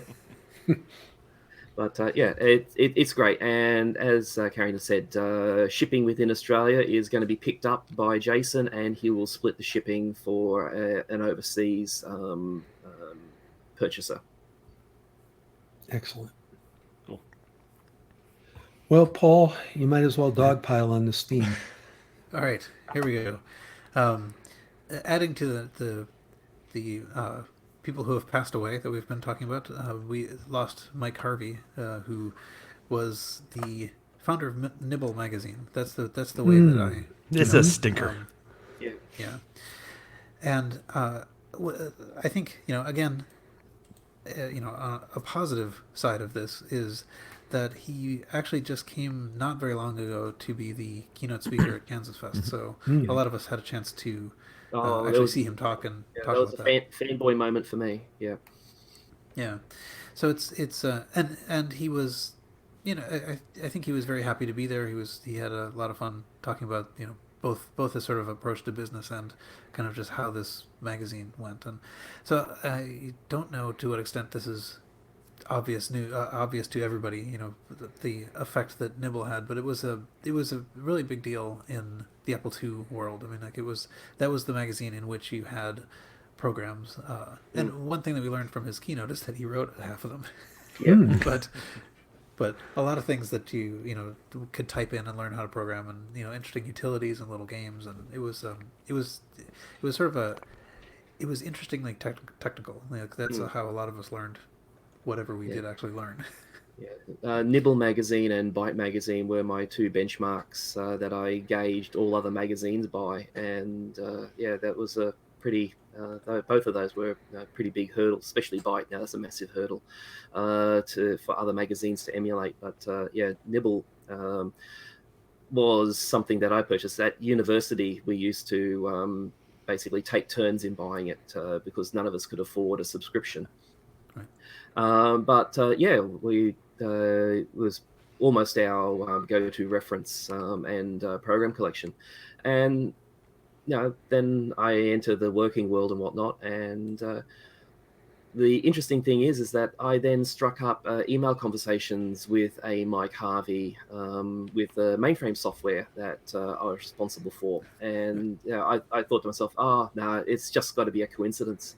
And several years down the track, and I thought, I'll ask. And lo and behold, been discussing mainframe installations and configuration and whatnot with effectively my hero. I had no idea that he was in the mainframe world as well. So, like I'm trying to sort of contain myself, not do a fanboy email back to him. But he found it quite humorous anecdote when I caught up with him at Kansas Fest. That must have been 2016, I think. It was sad passing, but at least he was as you said, the owner, editor, and also the publishing house for Nibble magazine. They basically did everything in house, at least all the books and the magazine itself is available in DVD collection. All of the software's basically been collated together. So Stavros, great call out to him for doing that, and that's available to download. So although the magazine itself is a DVD download purchase, DVD purchase here, the family are now back to emailing responses and mailing out the DVDs that people have purchased. So I was that's going to ask good. about that. Do you know if that's because that's? I don't know if they're going to continue it. His son basically contacted some people who actually had put orders in for the DVD and were following up as to why hasn't it arrived, because everyone was saying, Mike Harvey, you order it, you'll get it in good time, and then suddenly there were these orders that were not being fulfilled. I think that's how basically news went back into the Apple and retro computing community, because it was totally out of character for Mike to not be pushing out the fulfillments. And I suppose, unfortunately, he had the best of excuses. But his son has stepped in and is getting it there. I'm hoping that if the family isn't intending to keep the site going, because it's also got Mike's paintings there. So he was also a prolific painter, and there are some great examples of his artwork there. Totally not computer related, but they are some nice pieces. I think that some of them were even available to purchase as prints. So I would like to see the Nibble magazines, the books and the collections to still be made available. And there's also a lot of software which Mike as has been pointed out, wrote himself and is still available for distribution. So I would like to see it still available. Yeah. So, Yeah, I assume that so this is at nibblemagazine.com, and I'm assuming that Yeah. at least that is or will shortly be captured by the Internet Archive. But it would be, yeah, I am curious to know what the future of these scans are, because Nibble Magazine is everyone should have the opportunity to read it in some way. yeah. Oh, it's tremendous, especially the fact that the all of them are available. So from the very simplistic black and white stapled together ones in the early days, through to the classic ones. The artwork of the covers itself are tremendous. Sometimes you'd see you spot it in the newsagent. There's the new Nibble magazine. Oh, that looks nice. It's Oh, I'll check to see what's inside as well. But never disappointed. Loved the one-liner and two-liner programs at the back of the magazine. Normally it had 2 or 3 feature software packages to type in and use, as well as the news and views of what's happening. And the best part of the whole magazine were his editorials, which Call Apple in conjunction with Mike put those together and released that as a book of his collective musings. And again, these aren't necessarily computer related, but they are business related, they are life related. And that in itself, I love reading his editorial every issue that came out. So I was very happy to grab a copy of that book and to get Mike's autograph when he was the keynote speaker. So, Vale, Wale, Mike. So, You mentioned he was an artist, but I don't know if you said were any of his was any of his artwork in Nibble? Then did he do any of the none designs? of his? No, I don't believe that he did any of the cover art. But if you go, I think there's a link at the nibble.com to some of his paintings. So as far as one Retro Computing Roundtable episode goes, 2 of my Rockstar heroes have been mentioned in passing. So, not many of my Rockstar retro heroes left. So I'm hoping they can hang in there for another 3, 4, 5, 6 decades. I hope. Well, Carrington, your next news item has me worried. No, you're not next. Who will be mentioned next on the RCR Show of Death? No, but it sounds like we're looking at another looming infrastructure crisis. Yeah, they're calling it the Y2K20 bug, but I like to think of it as the Y2.02K bug. Yeah. The Macintosh is dead. Dead, I say. No, actually, there's a problem with classic Mac OS in that you can't enter a date beyond the year 2019. It'll handle a date later than that because all the Mac people were super smug when Y2K came around. It said, "Oh, we can handle things forever." I was one of those people, so I'm perfectly fine saying this. And your impression was great. Well, it sounded just like me. But you can't enter a date in the date and time control panel past December 31st, 2019. So if you fire up your classic Mac now and try to enter a date, it won't let you. If it's got a date already in it that goes later than that, because it'll go until 2040, February 6th, 2040. So come back to that show in 20 years and we'll talk about now there's Episode nothing you can do. 1300. So if you've got a classic Mac right now, you can't enter the current date in it using the date and time control panel. But luckily, there's a utility that's now been put out called Set Date. So you can grab that instead, and you can use that, enter a correct date, and it fires it into the Mac, and the Mac will operate fine and keep the date correctly. But So it's just a hack to keep your Mac going until It's a Mac hack. 2040. It's a Mac hack, but it's a hack. It doesn't solve the problem. In 2040, you're gonna have that issue.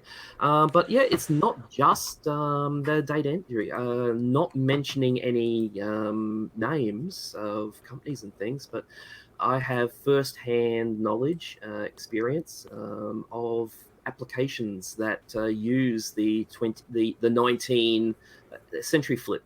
Some of them were put in as Y2K fixes. Air quotes, folks, that was not a fix. And so basically, I've encountered systems from my clients where I've had to point out that the date is not 1920.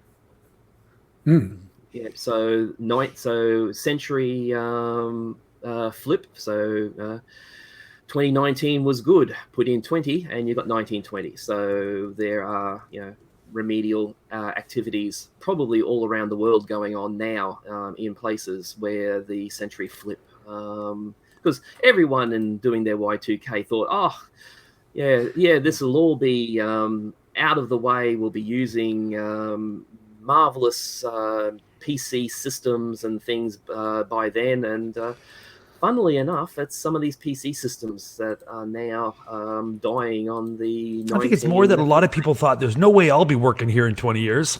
Done. Yeah. Yeah. No. I know that we dragged kicking and screaming a lot of analyst programmers to the Y2K keyboard. Some of them basically were getting some very good hourly rates to fix up programs because they sprechen to APL and sprechen to COBOL and to fix things up. It's pretty simple. Yeah. The fix of just saying, if it's after 20, if it's somewhere below 20, then we'll assume that it's in the 20, the whatever it is, 2017, 2018, but. So I can see the advantage rather than trying to deal with something more complicated. 2-digit years are fundamentally monstrous. Like ISO 8601, people, it's the only proper date format. You Americans do your month and day wrong, and everyone should use ISO 8601. Flag. Hallelujah, brother. Just I think maybe it was like last night as we were recording. I forget his full name, but on Twitter he's Foone, Foone. Went on a bit of a digression about the looming whatever it is, like 2038 bug that we're going to hit when the number of seconds since 1970 overflows. It's the epoch bug, right? Yep. And this the Y2K bug and the like little threshold fixes that people did and stuff like that are all they're sort of like human user problems. But the second since the Unix epoch is computers deep in their brains talking to one another and doing computations, and it's going to be horrible. The only good thing is a lot of current politicians are doing the best to end the world before then, so it might not be a problem. They're on this. Yeah. Man, that's only 18 years away. Yep. That's only 18 years away. I remember when I first read about the number of seconds since the epoch. Like forever. Felt like, you just won't ever. I mean, I'll probably be retired, but still, man, that's sooner than you think. You see my lifestyle? This is your problem. The end of the Unix epoch is actually on my 67th birthday, so I'm gonna count down that I'm gonna be retiring on that day, so that I won't have to deal with this problem at all. No, what you mean is you'll be making megabucks remediating. Well, be careful. You want everything to have been processed, finalized, converted into gold bullion, so that when the thumb by thumb hits the fan. You heard it here, folks. This is if we had show titles, it'd definitely be thumb by thumb. I think so. We do. Oh, do then it's definitely thumb by thumb. We have show titles. Who knew? Excellent. It could be messy when the thumb by thumbs hit the fan because there's going to be digits everywhere. 8 bits all over the place. Wow. This episode's been all over the place. Really? Yeah. Well, I've got to go get a rake and go out and put those bushfires out. So well, before you do that, though, Paul needs to tell us what he's got from the 99ers here. Yeah, well, and then Carrington has another one too. This is going to be. Did I skip you, Carrington? But No, I got no, more. no, I just kept but- throwing stuff in the Just notes. farther down. Okay. Okay, No, I think but, you're next, Paul. I'm I just am. going to go check the obituaries for any late entries. You're right. So, James wrote over email a feedback thing, which I thought I would expand into an item of interest or news, and I guess interest in this case. And so James mentioned that in episode 200 we mentioned the TI-99 for a MBX expansion system, and I did not know very much about this, and in fact I barely remember talking about it, but it was basically something that you could tack on to the TI-99 4A. Somewhere I have a link. Oh well. Anyway, and it added a bunch of stuff. So it added a joystick with like a pistol grip analog joystick with 3 buttons, which is way better than TI's very poor single button joysticks. It had the joystick had a trigger and a paddle. It had voice recognition. It had speech synthesis. It had an internal speaker, 8x8 programmable keypad, which you could have overlays with. It's just like a monster expansion thing. It was a better computer. Yeah, well, it was in fact, yes. Put this better computer beside your old computer, and everything will work out okay. So it came out 2 months before TI pulled the plug on the 99 4A, and so it is hard to get because they are rare. What the story was, I guess, that Milton Bradley was developing its own gaming console, which they canceled as soon as the ColecoVision came out because that was like they just decided there's not enough space in the market for this. But then they sort of repurposed it to be the TI MBX, so that they went with the current top seller and said we will attach ourselves to this, and then like 2 months later, TI pulled the plug. Atari wanted it, so TI blocked it by signing a 1-year exclusivity deal. But eventually, Atari got something similar, That's which a is the Voice spirit. Commander. So I don't know if the Voice Commander is something familiar, but Don't know. that is the sort of ancestor of this. But the MBX is a 6809 8 megahertz gaming console. It's much more powerful than the TI-99 4A that you connect it to. But and it communicates through the joystick port with the TI and uses the cassette port for ground. It uses memory space originally set aside for accessories, and then we were corrected. I don't even remember making such an assertion, but I guess hypothesized that it was using the speech synthesizer memory space. That sounds like an amazing amount of knowledge. But anyway, yes. So I think it's kind of cool. There's a link on videogamehouse.net that sort of goes over this. And James had said that he recently got one for $60 on Shop Goodwill. It had no power supply, but he found like a $5 substitute. And he wanted me to mention, remind people of the existence of Shop Goodwill. That is a place that you can find. You can often find things sort of eBay-like for pretty cheap. I find the interface terrible. Yeah, it's But, not a good interface, but it's interesting that occasionally you can find some real winners on there. Yeah. Well, I don't want them to So- update the interface because I think it might deter some casual shoppers. Yeah, exactly. Yeah. Keep it it's- bad. and Yeah, keep it bad. Right. Oh no, I'm supposed to be cutting back, aren't I, on my imports? Yeah, yeah. yeah.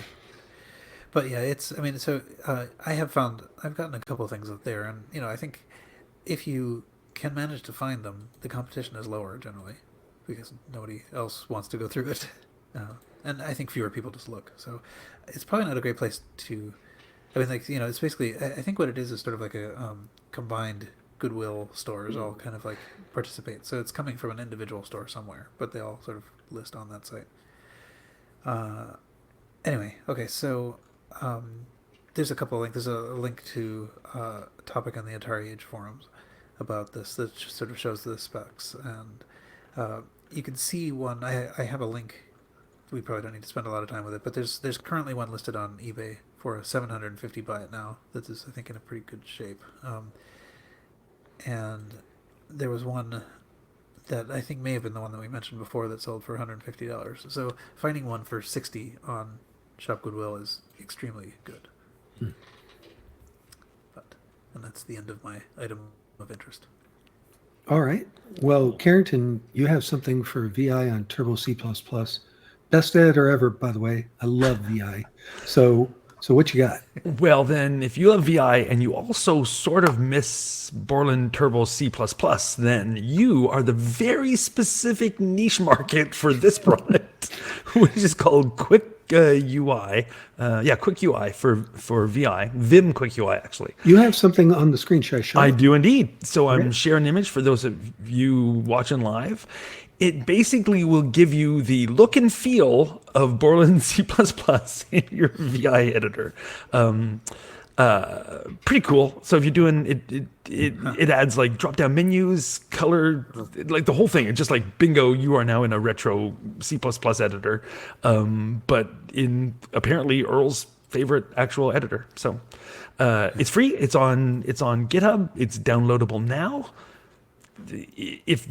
There's got to be a few people about this that are super excited about it. And if you're one of those people, then this is for you. I love things that are super niche like this. It isn't for me, but it's amazing that it's for somebody. I love it. I think I'm in that teeny tiny intersection in the Venn diagram because I loved the Turbo IDEs, spent huge amount of time in Turbo Pascal and Turbo C in that. So, and love VI. So, yep, I'm going to check this out. So this is for Vim This is 8.2 going or to more. accidentally fall onto my work machine. Yeah, this is great. Nice. Yeah. So you got to use Vim, which I think is VI improved, Vim 8.2 or later. And if you're running that and you want it to look way older, then this is for you. I think it's really cool. I love it. So I think if you're on a modern Linux distribution, you probably are running Vim as opposed to just the older VI. I think that's usually the case. I think that also. All right, cool. A little bit of Let's not try death quit. to round it out. Yes, thank you. And we have some more not Somewhere death there was- here. I forget now. There's some joke that goes around that like if you want to get a random key, random assortment of key presses, what you want to do is like put people in VI and tell them to quit.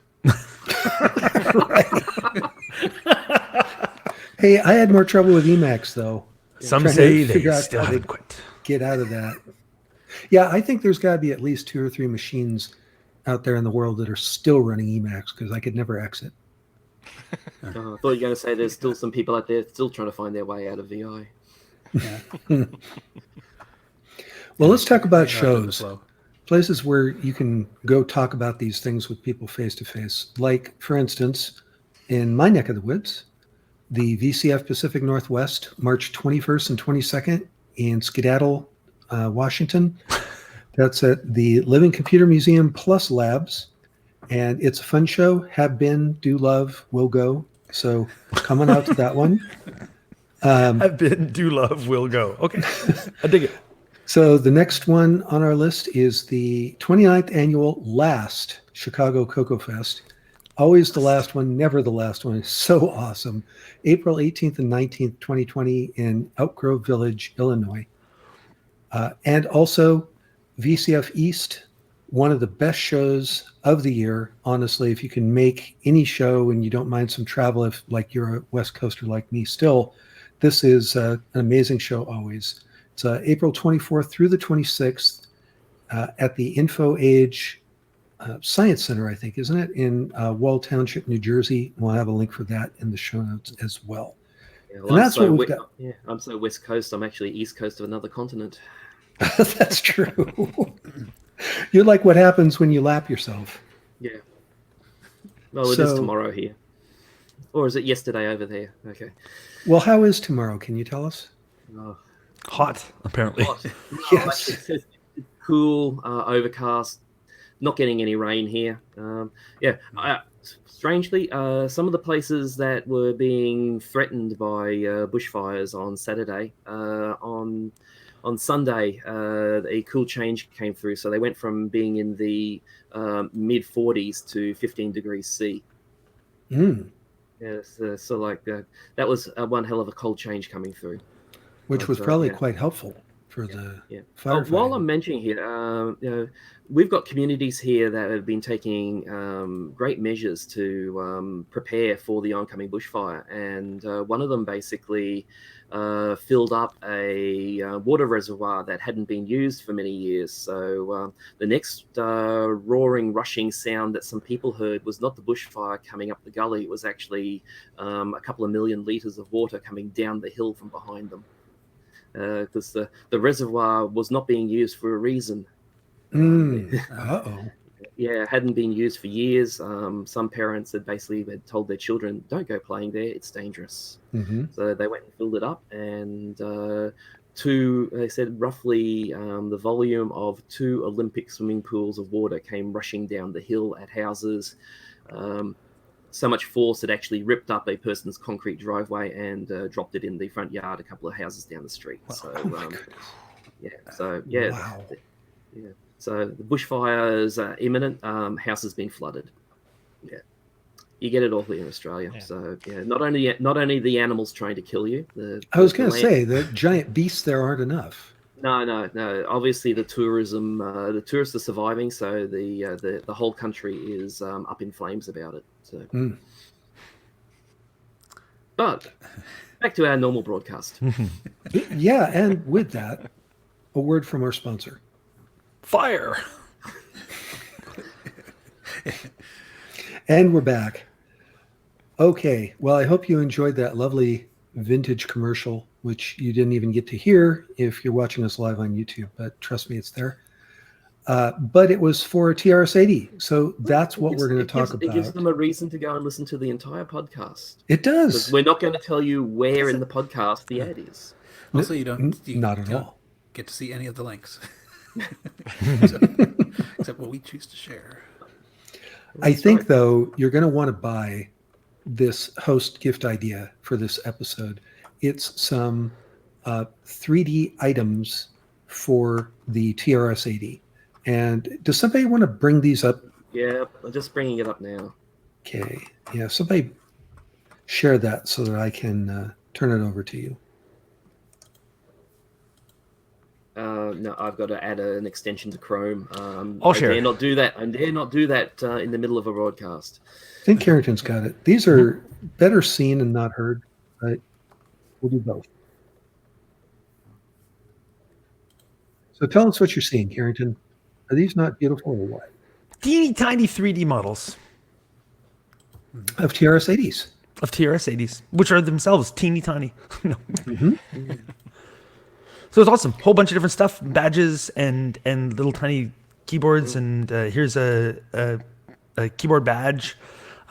Neat stuff. Was there one in particular that we're going to recommend as the host gift?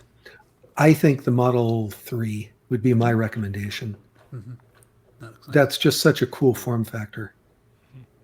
And it looks like the badges, like so already immediately jumping off the thing that we were going to recommend. I think the badges are full sized. So like if you want to repair your existing TRS-80. Or even if you just also want to quite take good. one of these badges and stick it on your laptop and confuse people. I mean, It's actually pretty cool. yeah. Where it is a name tag. Anyway, neat stuff. Yeah. And I think the prices are fairly reasonable too for these. I It's love them downright as cheap. little free. Oh, those prices are even translating the back into Australian dollars. They're $15 unbelievable. for the 3D printed the Model 3. Yeah. Not bad. Actually, Not I bad should- at all. yeah. Do we have wonder any if- idea I wonder if about Rocky how big? Bergen's- I What? wonder if Rocky Bergen's website has got a Papercraft TRS-80. Mm-hmm. But this will cool. hurt Yeah, I more think- when you throw it at someone. Yeah, that's right. I wonder how big this really is. I don't have anything like a quarter or some other sort of thing. It's 1-to-1 scale. Okay. It's functional. Perfect. No, they're gorgeous. They're with like fancy. They're just adorable little 3D models. Love them. I like how the one we're picking, the Model 3 3D model, says it's with 128K RAM because it's that model. But I think that's adorable. Does it have a working keyboard? Well, sure, it won't necessarily work to type on, but No, I want it. So yeah, probably too small to put a Raspberry Pi in it, but I think so. They are cute. Love it. I think I will probably end up buying one or more of those badges. Those are awesome. Badges? You don't But yeah, we don't need those stinking badges. But what we do need are eBay auctions. So, Carrington, can we count on you? Oh, you can count on me. I've gone full Paul. Paul has also left the stream at the moment. We'll hopefully be back. But yeah, I got a bunch. I was First wondering one. why there was a flicker. Oh no, Oh, Paul, you're back. He's back. it's moving. Here's the thing, though. I couldn't put you back where you started. So now we're going to have to start the podcast all over again. Oh, no, we're not. My first one, which I'm going to share because you kind of got to see it to believe it, is a full-sized Steve Wozniak standee. Nice. Him playing the Apple II as a guitar, looking happy. It just this must be around the time of the music thing he did. What was that music the US concerts? Festival. US festivals. So yeah, he's looking delighted and happy. Can you imagine this? I think it's around 6 feet tall. It's glorious. This is something to have in your house. I love it. It is $255. Buy it now, which honestly isn't that bad for a autographed 6 foot tall standee of Steve Woz. I It dig has it. a make Like, offer. I like it. I like it so much. I think it's amazing. So I recommend all of us rush out and watch Paul buy it. Ooh, and shipping to me is only $22. See, you can't afford not to get it. It is unfortunately very flammable, so maybe not the right time to buy it. But this is just the coolest thing. But if I have this here in the 8-bit bunker, it'll be like one of my surviving Rockstar Tech heroes will never leave me. Oh, yes, he will. So I dig it. I dig it. I dig it a lot. It's only half life size. Okay. Well, my next one is actual life size, which is a Hartley PR CCD. I didn't know what the Hartley PR CCD was, but I am in love with this device, having now read about it. So it is the CCD stands for cassette control device, and this is a buy it now for $60. Do any of you guys know what this is? Because I had to do some research to figure out what it was at all. And does it ring a bell with anybody? Nope. I don't think I've ever used one or anything. I could sort of I can guess what it probably does, but It controls cassettes. So the idea here was Hartley Courseware was this company that put out stuff for education, for courseware. And so this was a thing that an educator, a teacher could do to record stuff on a cassette. Like you'd record audio on a cassette. And then you could write a quick little piece of software, like a basic program, and using this you can control the cassette, basically control the pause and play button. Essentially, I don't think you can fast forward and rewind, but you can say, okay, stop and now play.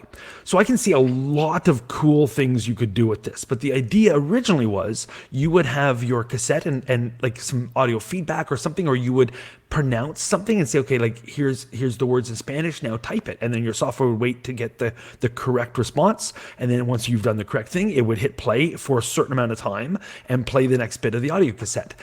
This could be really interesting to be used in games, in a whole bunch of stuff. I think this is really neat to have a cassette that you could remotely control with your Apple II, even just to play music. You got one cassette that you can play through with your 6 songs or whatever. They're your favorite songs. Your Apple II can play them, or to do audio that goes along with the game or something. I think this is neat. I had never heard of this before. I hadn't heard of the company before, but I really, really, really like it. So it's $60. Buy it now. I dig it. I think everyone should watch Paul purchase it. I want to say for the record that this is the way that the cassettes on the Atari 8-bits all worked all the time, because they were all connected to the SIO port, and there was a control line. So basically, you press the solid ka-chunk play button on the drive, but the software could control when it was playing or not. And so there actually were a bunch of educational titles that used it for exactly this purpose, for playing some sound to a certain length, or doing something for a while and then loading another piece of software off of it. There's actually, it was interesting. It was still kind of like, it was kind of crappy because it was, you end up running a software off a cassette, which took time to load. But you could have actual recorded voice, music, whatever you want, and it would play back through the computer to the TV. Neat. Yeah, the super cool part was that you'd have one track on the tape was the data. The other track on the tape was audio. And like Jack mentioned, it'd play the audio through the audio output of the computer. And I ran through one called States and Capitals, where it would, stop and go, this state is this, blah, blah, blah, talk to. At the same time that you were hearing this, you were also seeing the graphics on the Atari screen. So it was amazingly fun. So can you, if you can't fast forward or rewind, you can't stifle the audio either, could you? So, like, I'm just thinking, like, if you always have to play whatever is sequentially next, then it's not very optimistic if you're playing a game and the next thing that gets played is you lose.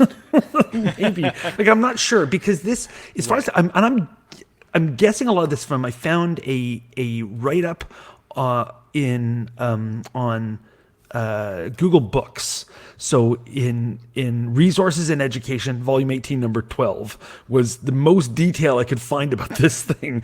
Big book on what's available in resource. And there was an article on that that talked about this in general terms, how you can control a cassette, and here's what you do for it. And then I'm deducing a lot of the control from looking at the cables that come off it, because clearly one of the cables, the one on the bottom of the image I'm showing right now, for those of you listening at home, I'm showing an image. And it clearly is the kind that goes into a cassette, and there used to be remote controls on a cassette that could basically hit play and pause. And so this must be using one of those. It plugs into the joystick port, the internal little multi-pin joystick port inside on the motherboard of an Apple II, and then has a red cable, which I'm assuming is passing through audio.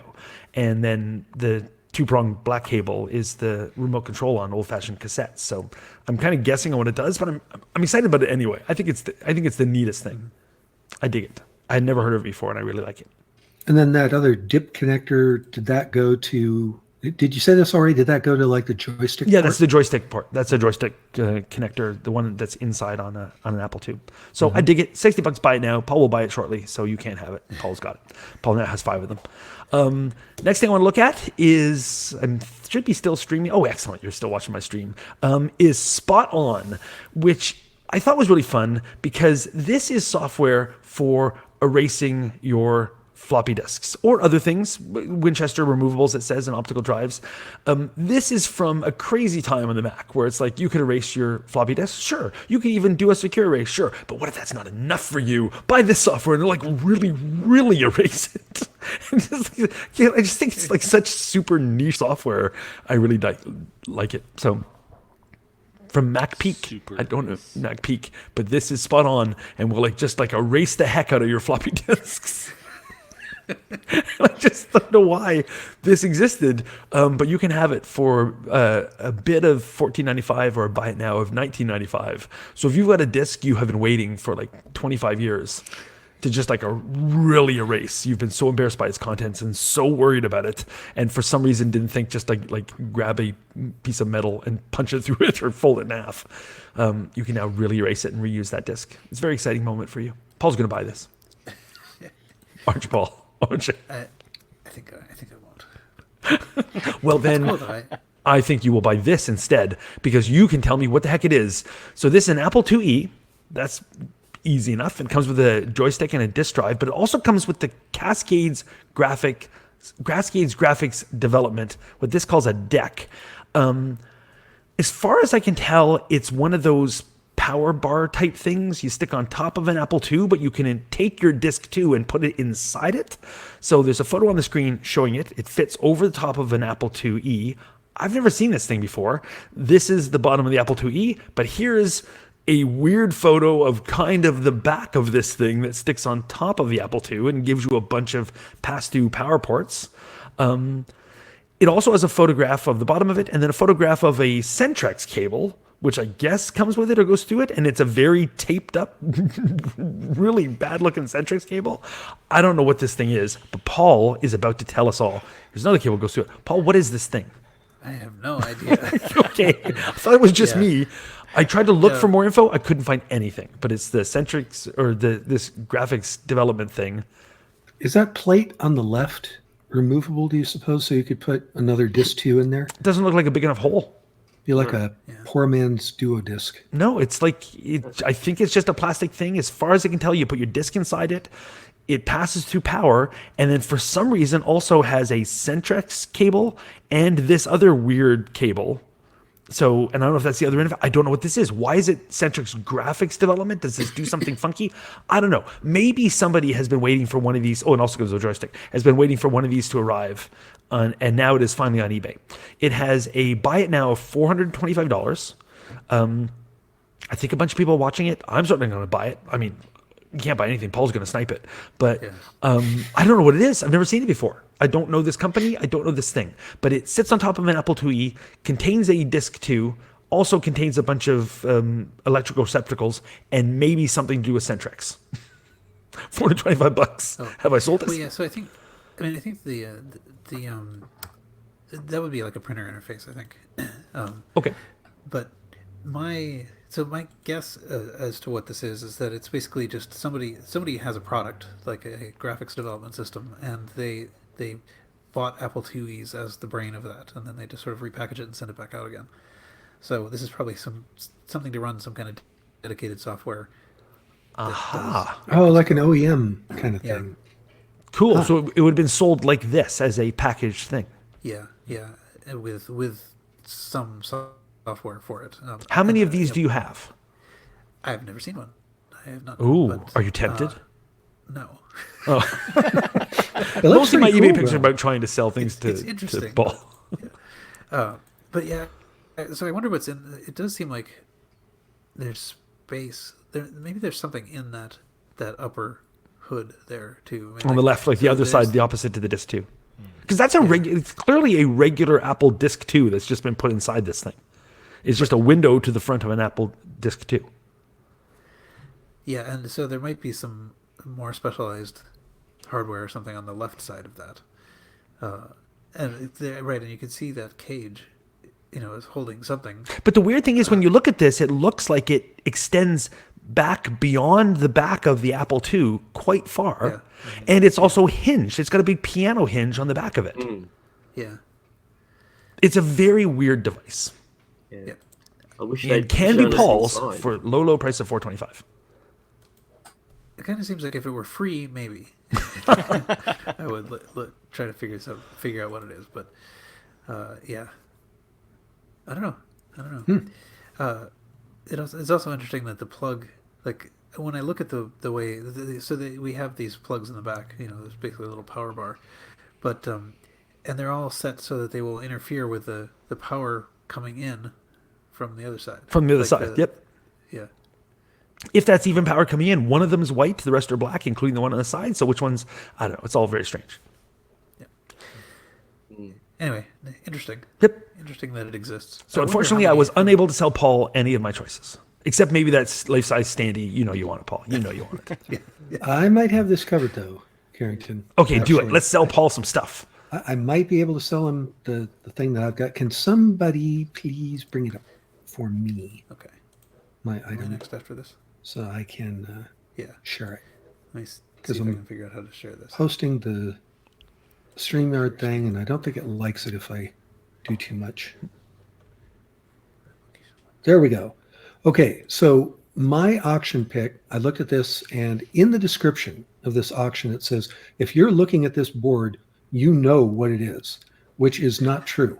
I looked at the board and I didn't know what it was. So right off the bat, it's false advertising. They've also But- spelled "you're" wrong. But what is it?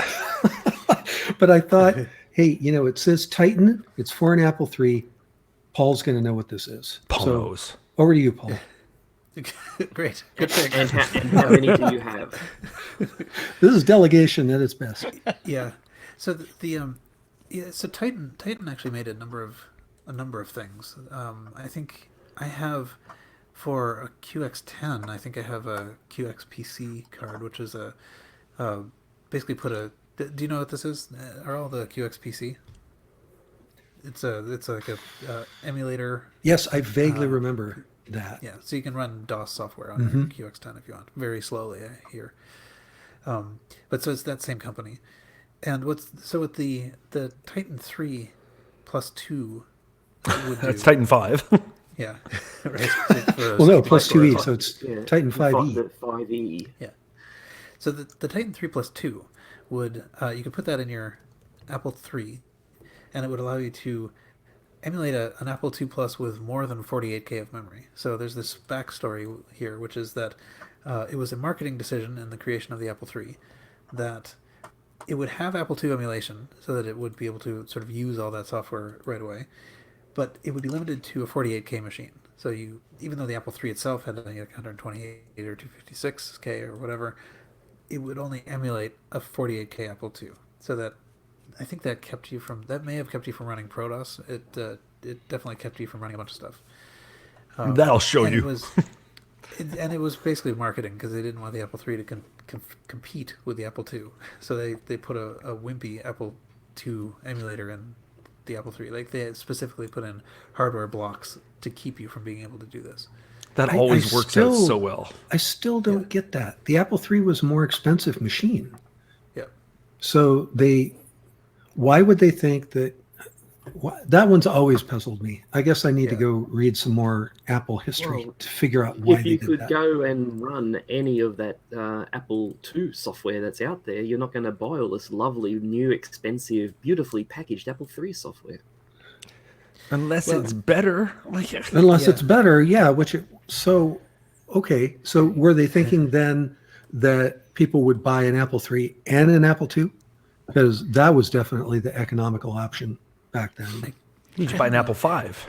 Yeah, I guess- 5E. Oh, sorry, I mean a 5e, which is a 94 in it. So by the Apple 94. So I think actually I think it might have been partly to push developers too, because if everything you write for the Apple II could also run on the Apple III, then why write anything for the Apple III? You just write everything for the Apple II and then they'll use it too. So I think that might have been part of the thinking. But anyway, so what Titan did is they made a little plug-in board. You can see it actually. It's on the screen now. The Titan 3 Plus 2 that will emulate basically an Apple II Plus that has a full 64K. And then the Titan 3 Plus 2E is a second board that connects to the Titan 3 Plus 2 that will give you the rest of the 2E. So that'll give you. I don't know if it gives you 128K, but it gives you like the rest of the. My knowledge falls a little short on like what kind of 2E it emulates, but it allows you to run things that require a 2E in an Apple III, and it takes up 2 of 4 slots that you have in the Apple III. So actually, if you were going to buy this board, it wouldn't make any sell it sense to to do Paul. it if you didn't already have the first board that kind of requires this. Is that what you're saying? Well, I think this has both. I think this looks Oh. like it comes with both of them. Yeah. Oh, okay. Yeah. So I think that was normally how these were sold, but so the Titan 3 Plus E had a Titan 3 Plus 2 in it and a second board. I do see 2 boards in the third photo. So, but yeah, these things. I think that looks like how it's packaged as well, because it's the Titan 3 plus 2E. So I guess you probably could buy this as just the original one, presumably with the 2 Plus board, and then you could probably buy just the 2E add-on board if you already had the other one. I mean, that's how I would have sold it. But it seems like it was a crazy time. Yeah, I am not sure. I've never seen a Titan 3 Plus 2E by itself that says requires the other board. But anyway, yeah. So these are pretty well sought after. I mean, you can kind of tell by the buy it now price of $600. But I did buy one set that didn't cost too much, and then I lucked into another machine that had one in it because I think they were pretty popular at the time. Oh, sorry, Earl. You've picked something where he already has 2. Ugh, But we're striking out here today, Gary. sorry. They're neat. I brought one to Kansas Fest actually. When I brought an Apple III with these boards in it, without the case, but with everything else, and played around with it a little bit there. It's I don't know. It's neat, but of course at this point, it's not. I don't need an Apple III to run an Apple IIe. I can just use one of the many Apple IIes that are sitting next to the Apple III. So. All right. Well, thank you for educating us on that. I appreciate that. Educating me. Now I feel like, I don't have to have the cognitive dissonance of looking at the board but not knowing what it is. Now I know what it is. Yes. So, Michael, you're up next. You had the micro bee that we talked about, but I think you had something else also, didn't you? Yes, just adding that extension now, just getting brave, stupid, whatever. Oh, Okay. so that you can share it? Somebody could probably share it for you, though. I've got it shared. Yeah. Okay, well, there's only two pictures there, but the first one basically handles it. Okay, so this is one of the Heathkit continuing education series. It's not one of the ones which I'm personally tracking down. I'm more interested in the ones that have the printed LPs in there. But Heathkit, along with Heathkit Zenith as well, did an amazingly large number of practical courses, self-teach packages. And this one is basically manual, along with some DC electronics to go in with the course. So it's basically practical exercises along with the theory. And then what you could also do with these is that you could get an assessment package, which you would then complete, or I suppose you could pay someone or get someone to do it for you. I don't know how they did it, but that was basically a self-teach educational system for electronics. And they've got an amazing range of other packages out there. Now, the two that I'm currently working on at the moment are DC and AC theory, and they come with a total of about 26 sides of audio LPs, which I'm in the process of digitizing. But this is a more recent one. Comes with a pair of cassettes. So ironically, that would make it more difficult for me to digitize, as I would have to go and get a cassette deck to hook up to my system down here. But quite a reasonable opening bid of $19.99. It's currently showing that it's only got 1.5 hours to go, but it and others from this seller have been coming around quite frequently. So if this one's not picked up by Paul within the next minute, hour and a half, it will be relisted. I'm looking at this picture here on my own screen. These components are gigantic. Yes, That resistor, you could probably see the color codes from space. you could pick it up and beat someone with it. Yes. Giant relay. I bet that transformer is not light. Yeah, I mean, what are they charging to ship? Well, for me, it's actually quite reasonable. As part of the international global shipping program, they're actually only charging $28.71 shipping. Mhm. So if you were to pick that up for $19.99, that would be quite a good deal. Yep, and 1748 You shipping would for me in Canada. you would be then gouged an extra 10% GST, which will go to our esteemed federal government. Long may they burn in. Long may they govern. It's one of the more reasonably priced Heathkit educational packages that are out there. Some of the ones I've been picking up are sort of by the time I even have them transshipped out of my Oregon service, they're normally in about the $100 to $150 US landed here in Sydney. But they're what have currently got my interest as far as archiving and packaging up. So there's quite a lot of sheets there to scan, which is why I'm sort of trying to find my scanner, which is also the reason why I've bought another one, just so I can actually have two going. Super cheap shipping to me, $5.87. That must be they must be sending it through the media mail. Yeah, very, Yeah, very it's, cool. Economy no, shipping, yeah. it says. Oh, economy shipping, not even media mail. Okay, I was going Mhm. to say if they send it media mail, that's sort of like just asking to be opened up by someone at the post office to see if it complies. Mhm. Well, it doesn't seem to But have ads. no,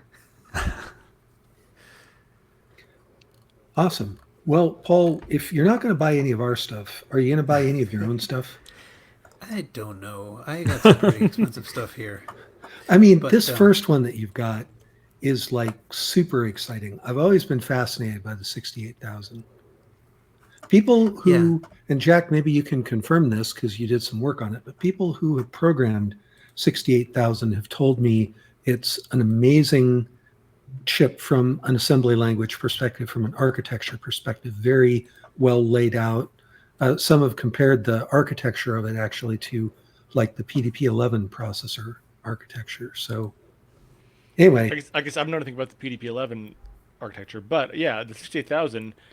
Like I would say, it's probably one of the last CPUs designed where the assembly language was designed to be written first and foremost by humans rather than first and Humans? foremost by compilers. mm, It's like a modern CPU has so many instructions, so many different options and quirks that they're really meant for a compiler to output the assembly language because a human there are just too many things to do.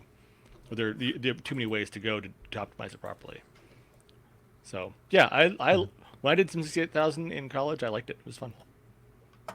well, you can do it again on the Apple II, it looks like. Yeah.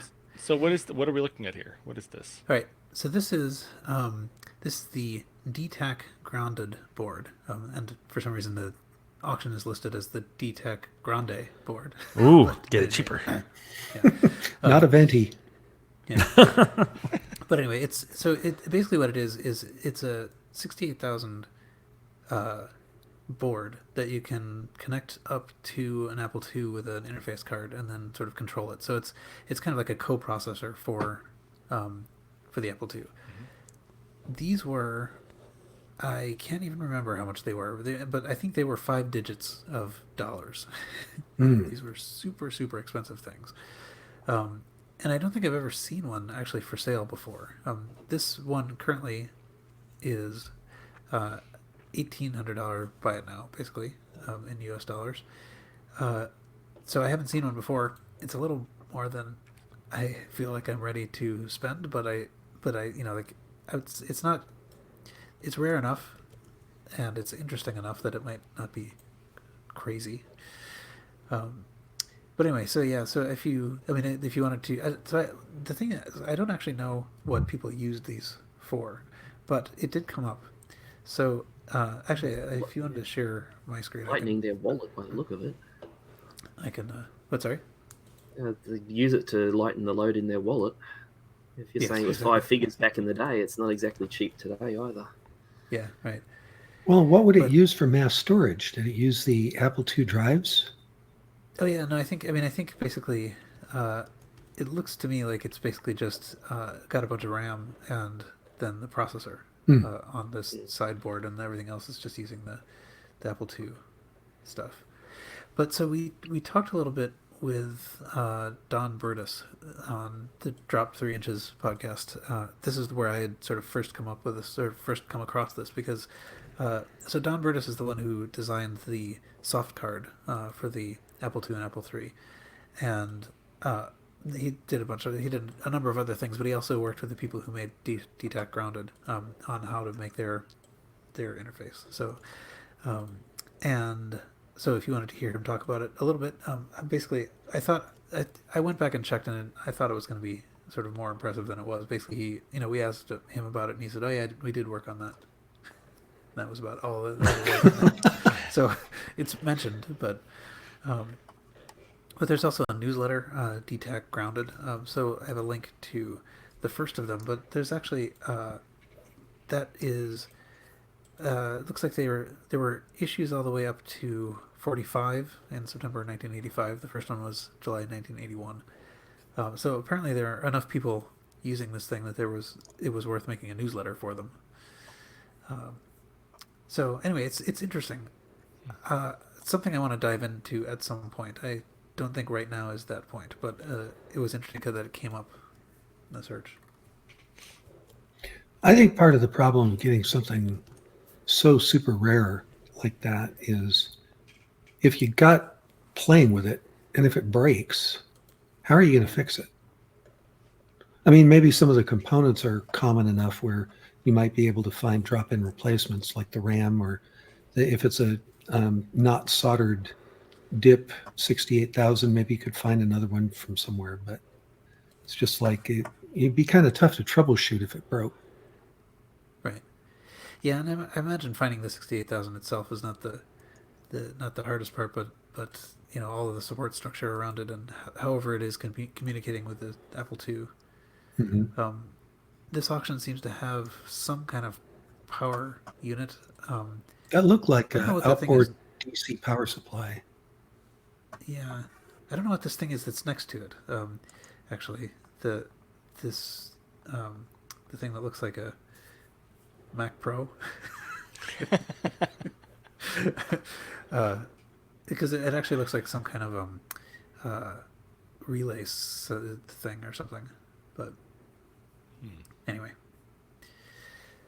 cool. Shall I move on? What else are you not going to buy? Okay, so here's another one. For the theme is kind of similar, I guess. So this is it says super rare Apple Macintosh 2 Texas Instruments TI NuBus Micro Explorer, and none of those words meant anything to me. NuBus. I've heard of NuBus. I've heard of You these just words, said a lot of actually. words. Yeah. If it had said, what is it? If it had said something like Symbolics machine, I would have known what that was. This, it turns out, is like it's sort of a competitor, is an alternate version of that kind of thing. It's a Lisp machine. So you plug it into a Macintosh 2. The Macintosh 2 provides all the kind of like support structure, but on the card is basically a Lisp machine that will run, you know, some kind of Lisp operating system, and it's I don't know that much about them actually, but they're basically hardware optimized to run Lisp, and so Symbolics made a bunch of these. What year was this from? You think? I don't know. Let's look at the date codes on Uh, chips. although I mean Macintosh 2, so it's whatever time frame Macintosh 2 was. I guess that would be Wednesday. 94 or something. Like Mac 2 was, I thought that was 88. the 88, yeah, 80s, 88, 89 time frame. Yeah, there's a Release I have March a link. 2, 1987. Attacking Okay, Google. And there's Well done. and I have there's a brochure for the Micro Explorer, the TI Micro Explorer computer system, and that brochure is dated 1988. But so anyway, it's pretty interesting. It's I think it would be kind of fun to play with one of these things, although I sort of feel like it's over my head. So I fear that if I had one, I would barely know what to do with it. Still, It's kind of interesting to me because they spent big bucks when I worked in aerospace in the late 80s, big bucks on various things related to Lisp. And I don't know what they were doing with it. And they said if, you know, they could tell me, but then they'd have to kill me. It was in, you know, it had to do with product design and some CAD CAM stuff and that kind of thing. But I don't imagine that this was cheap back in the day. no, I'm sure not. Though it does seem like a more compact thing than most of the other kind of like Symbolics related stuff I've seen. You know, like this, it's managed to pack an entire Lisp machine into a card that you can put in another computer. You know, and there were I'm blanking on the name of it, but there were I think Symbolics ones that you could get for the Mac 2 also that competed with this. But anyway, this would be the way I would like to play with it. I would not like to have to try to set up a machine with like the whatever they are, like 4 or 5, 6-inch square, you know, like boards that you have to assemble into some order on a backplane that I don't understand. This I think I might be able to do. And I think it's interesting just because I'd never heard of this before. I mean, like, so it's quite possible that other people who were interested in Lisp machines wouldn't have known to look for a Micro Explorer. No, and it uses HyperCard according to this brochure. Cool. Even better. I dig it. Wow. All right. Interesting niche piece of hardware. Mm-hmm. Yeah.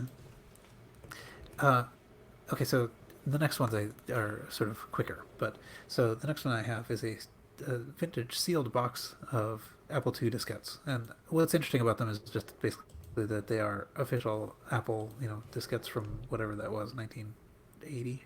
Oh, that is so cool. How much do they want for this? Well, it's a bid, so it's currently at $14.95, but So this is sealed, So- but some of the photos show a disc. So must have other boxes that are open. yeah, because it turns out I don't know how many this seller has, but many. So this has several have sold.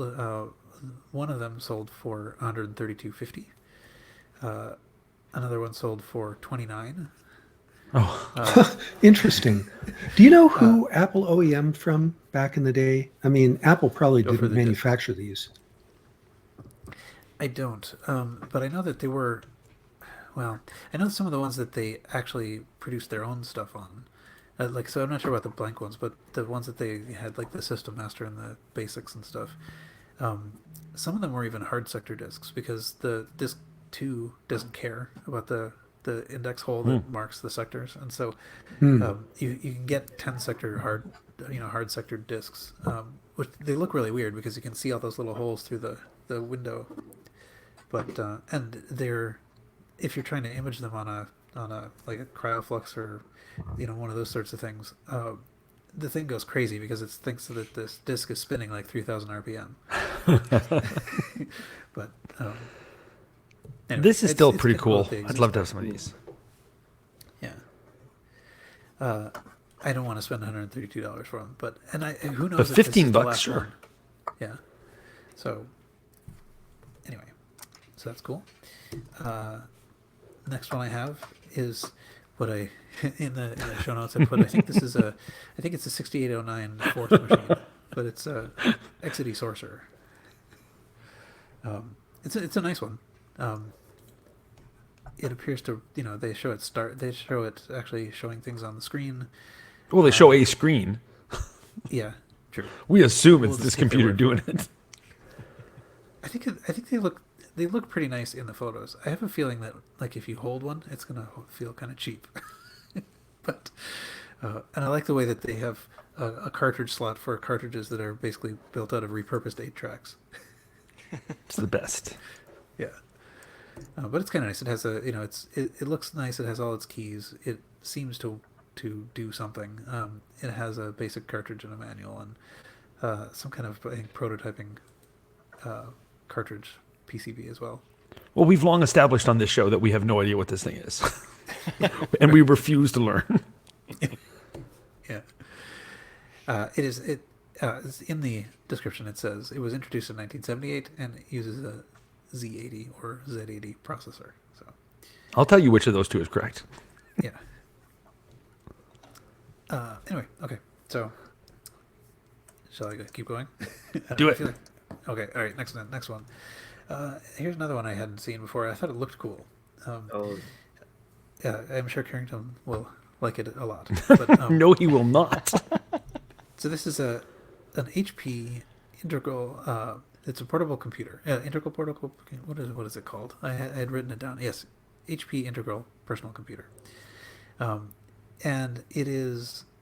So it's actually kind of. It seems kind of. It looks brand new. 1985. Yeah, its condition is great.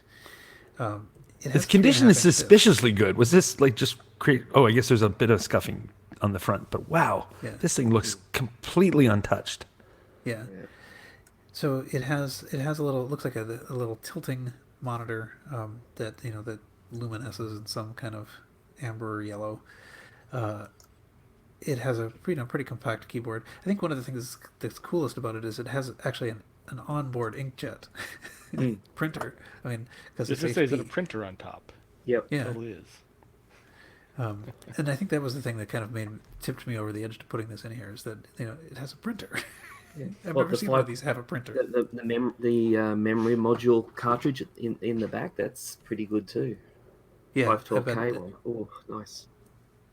Well, and I mean, like, there are few enough of these things around that I imagine if you actually wanted to get one of those, this might be the way to get it. It's too bad it's not Inside shown to be of the really machine. working. The screen lights up, Yeah. but there's nothing on it. Yeah. It might be fixable. I don't know. They Do it, actually Paul. say Do that it. they say it stays blank most of the time. Sometimes it actually boots into HP Manager, and everything seems to work fine. So Oh, there's Okay.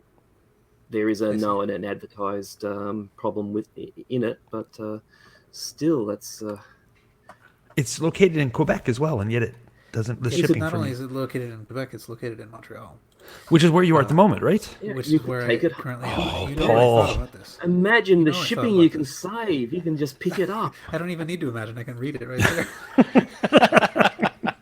You can't afford to not get this. So I see you have a couple of links to support documents as well. Yeah, you'll have it Oh, fixed in yeah. no time, mate. Oh, there's an InfoWorld article. What is this InfoWorld article you're linking to? It's basically it's sort of because I didn't know anything about the this thing. I looked it up a little bit, and so there's an InfoWorld article. HP introduces the Unix portable in January 1985, and shows this little thing. Cool. If you keep reading through the article, it's a couple of pages long. Shares the second page with Coleco kills Adam. We don't know who Adam was, but Coleco really was mad at him. That's right. Which is appropriate for this episode. That's right. But, And only 650 Canadian dollars, which is stuff all in US dollars. yeah, it's like $500. $500, yeah. The Coleco Kills Adam article opens with Coleco will very definitely be in the computer business next year. Coleco is very content with its profit margins. Yeah, that's right. This It's is, interesting in a that note- the article about launching this new computer with a built-in printer is at the same time that Coleco killed the Atom, which was the other like infamous computer that had a built-in printer all the time you couldn't get rid of. But Yeah. yeah, it's a sweet little portable Unix machine. With lots of points of Oh, yeah. failure. Yeah, no, but that's true. I failed to mention that it is a Unix workstation. Is it battery powered or only off mains? Like, could you use this on the flight home? Is my question. Will you? wow, that would use be it in the great. flight home? It'd be the best. This will look so good in your office, Paul. You tell all your Yeah, students I they have to hand in their assignments in a way that's workable on this. Right. I really do like it. I think it is very cool. I'm sure you could get a step-up transformer from the 5-volt DC from the USB in the plain armrest to 110-volt Sure. AC. Yeah, that'd be great. Excuse me, everyone sitting beside me. Could you plug this cable in? I need to steal your 5 volts. Right. Just have a little like sort of like spidery network out to everybody's. The best part is Armrest. that there's somebody else on the flight who also has one. You're like, oh, dude. Oh, message. The network that- game. that- That's why I carry that bag around. This is how you make friends, Paul. Just carry this everywhere. It's portable. Okay. All right. Time's wasting. Next thing I thought. Here's another thing that I had not heard of before I started looking around. This is a Thinkadot computer game from 1965. Okay, I actually Duck want is this. a This really computer be game fun. and is fun. I like this assertion, this pair of assertions. It is a computer game and it is fun. That's right. It is. It's so. I don't know if it's fun, but tell you if basically it's what fun. you do is you drop little marbles in the top, and as the marble descends, it'll flip some little flip flops that are in there that can affect whether the dots on the front are showing blue or yellow. And so like your task is to basically figure out like how to drop, in what sequence and in what holes to drop the marbles in order to get the pattern you want. Okay, I actually like this game, and I want to play Yeah. it with you people at It's pretty Kansas cool. Fest. Yeah. This is not super expensive. This one I picked is $32. Buy it now. But there are a few of them out there, and in fact, actually, there's somewhere you can find if you search instructions on how to 3D print one, basically. So anyway, I thought it's kind of cool. It's the same people who made the Digicomp 1 and 2, too. Same Cool. Same company. So Thinkadot.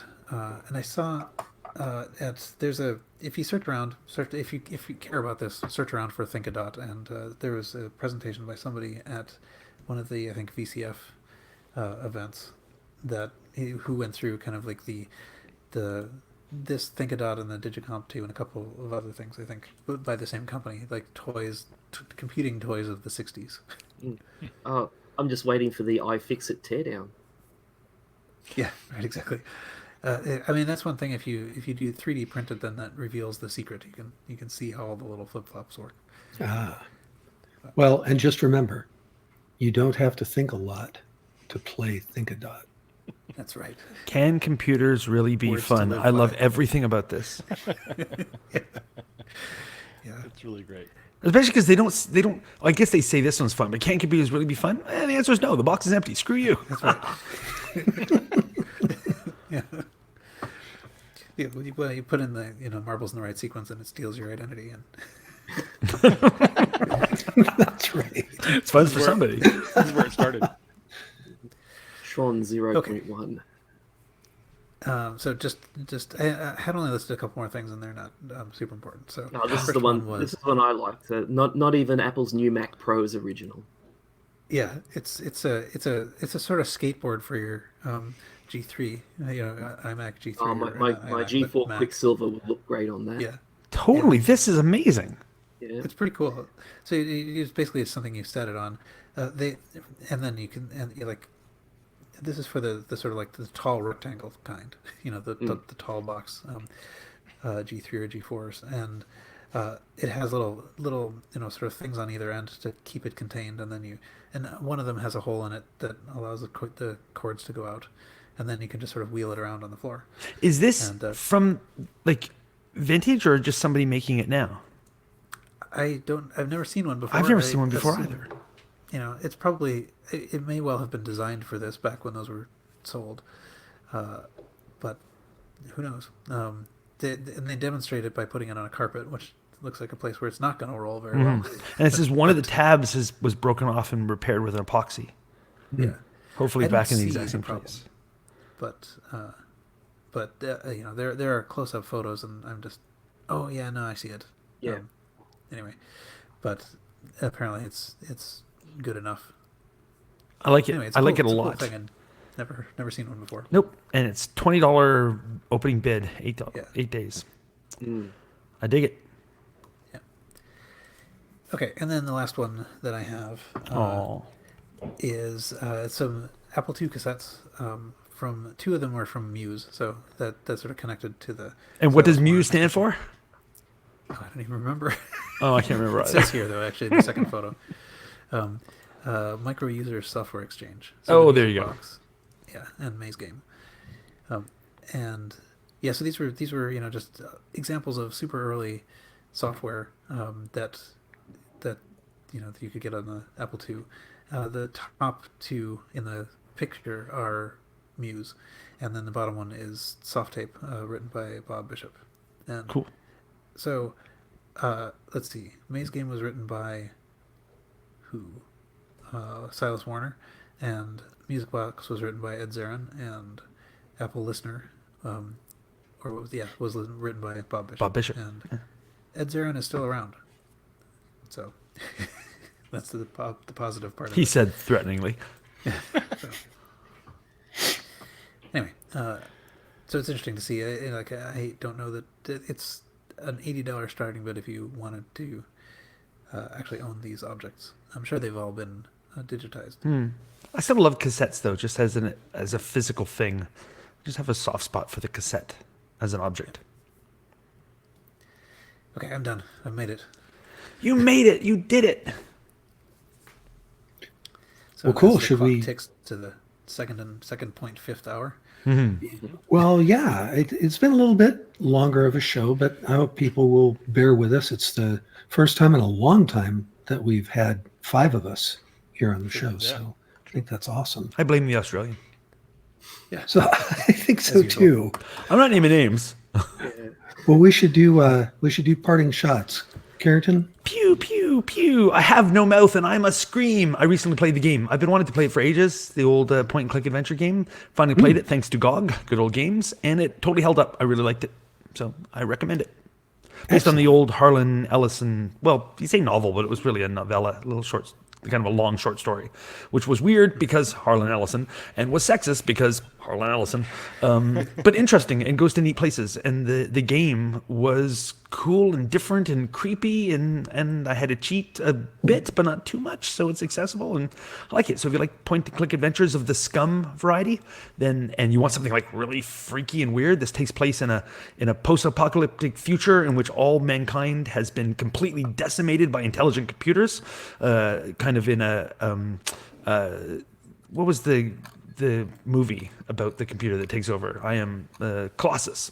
Whatever the movie was No called. episode can go by without you saying, I am Colossus. I am Colossus. Hear me, I'm the voice of world control. And so wipes out everybody but saves 5 humans. The humans don't know why, but puts them in a version of hell and just like toys with them for hundreds of years. And this game, you play the 5 humans being tortured by the computer. It's weird and lovely. Well, Was it lovely might be the originally wrong a, word. a DOS game? Yeah, I think so. I think it was originally like a DOS point-and-click adventure thingy. I never played it, so I don't know if it maybe was available in platforms I had at the time, but it's available thanks to good old games. So GOG.com. You want to grab old games cheap? That's where I got it. I got it cheap, and I played it, and I liked it. So I played that one. Told my girlfriend about it. She lives in Canada. You wouldn't know her. I'm checking all the boxes. And she doesn't even like me saying the title of the game. I got that far. She's like, nope, stop it.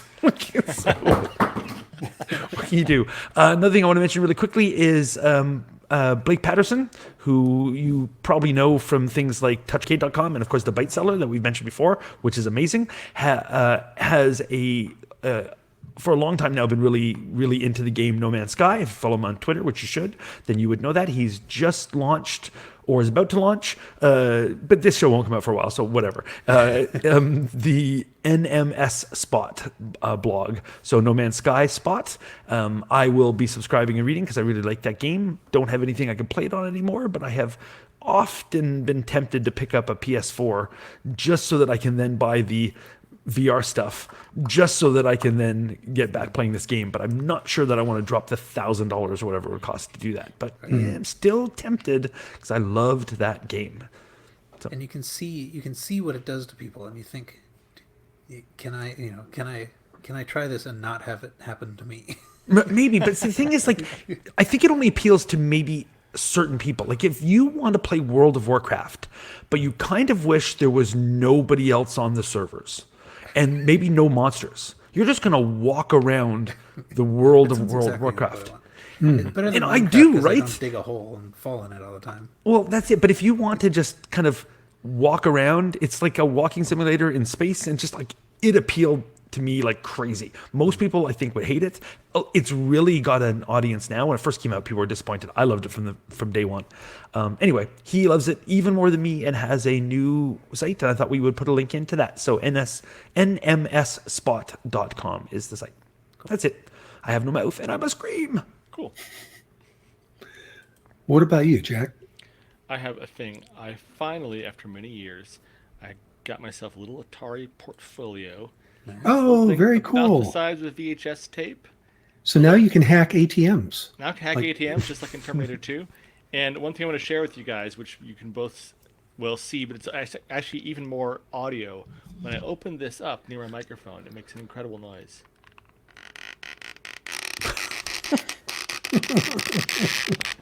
I have a feeling that noise is not awesome.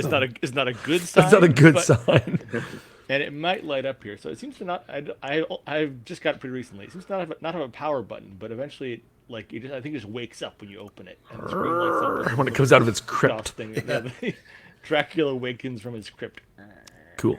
I know the feeling. Anyway, it's neat. It's this one is a Swedish one. So it's got the funny Swedish characters on it and stuff. Nice. So it's cool. I don't know what I'm going to do with it, but I also got with it a. Excuse me. Wait while I Swedish close my characters like device. Pippi Longstocking. I got a serial adapter, which is enormous. All this just to get a little DB9 port. Yeah, that's like more than half the size of the It's a portfolio. huge thing, and it's like, ah. And then I can plug it into something and do something with it. So it comes with like kind of basic, kind of like PIM software essentially, and the spreadsheet and a word processor.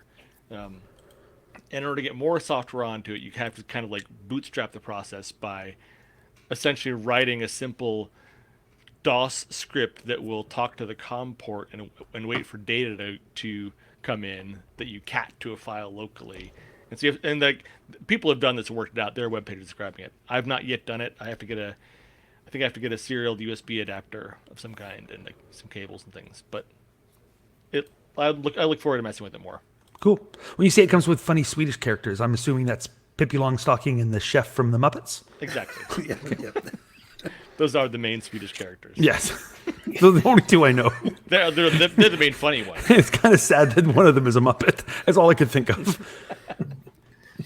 It's cool that like I think probably the half duplexness of this caused that to make it not clear that we both said that same joke. Oh, did you? So Well, but you can edit me out. So I think I'll see if I can make us say it in unison. final word is yours. Retro Pippi compute. Longstocking. All right, Michael, any parting shots? No, just gonna try and get things Fire. organized down here. Fire! Yeah, stay safe, my friend. And what about you? What about you, Paul? You land this plane? Well, I have a. I'll show one thing. Let's see. And then tell one other. Yeah. Oh, what you got there? I have. I don't know how to make it close to the screen. It is a Provets 8C. It's an Apple II clone from Bulgaria. Wow. As you can read, Provets 8C. Here, Personal computer. let me make you solo. But Here, Paul. oh yeah, that's true. I can make it bigger. Yeah, Oh, there doesn't you look go. like Paul. Wait, no, that's me. No, Hang no, on. that's... How do I do this? now there's no Paul. Did you kick Paul out? No. I'm backstage. Here we are. There. Anyway, it's How are we doing this? Whatever. This is Oh, no so worse we than can it was before. But it's cool. It is. I took the power supply out because I'm trying to make it work. But inside it just hint, looks like it'll need a power supply. yeah.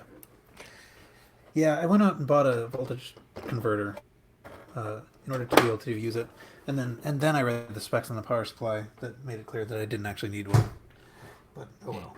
Now I have one for running a Spectrum or something. Yeah, for the other Euro computers.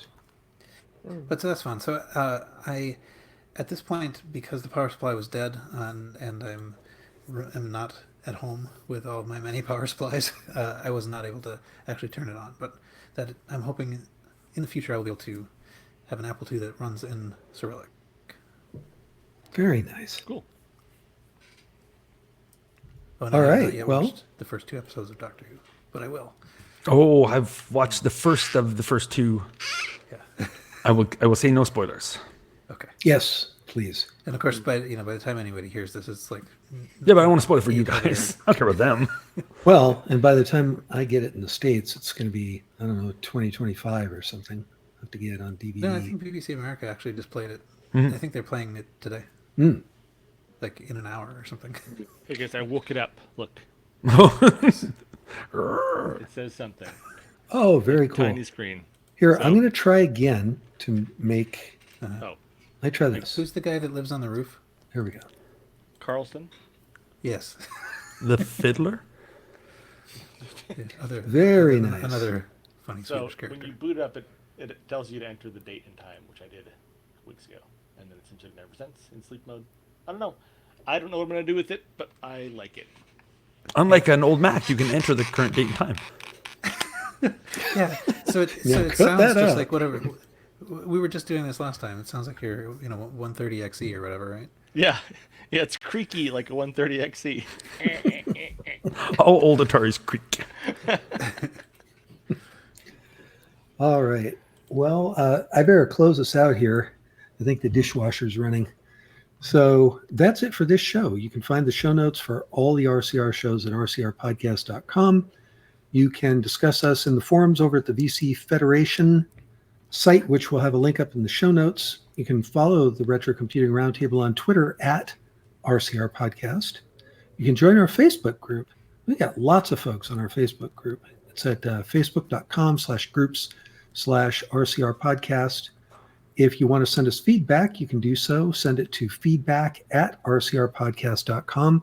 We're a member of the Throwback Network. We'll have a link for that up in the show notes as well. And if you like us, or if you don't like us, what the heck, please write a review for us on iTunes. We'd love to see it. And until next time, Retro compute. I don't know if the video actually makes us more in sync. No, it doesn't. I think so. All right, we're going to end the broadcast, everybody. Bye-bye. Bye. Bye all. Right. Back to work. Yeah. I love Mondays.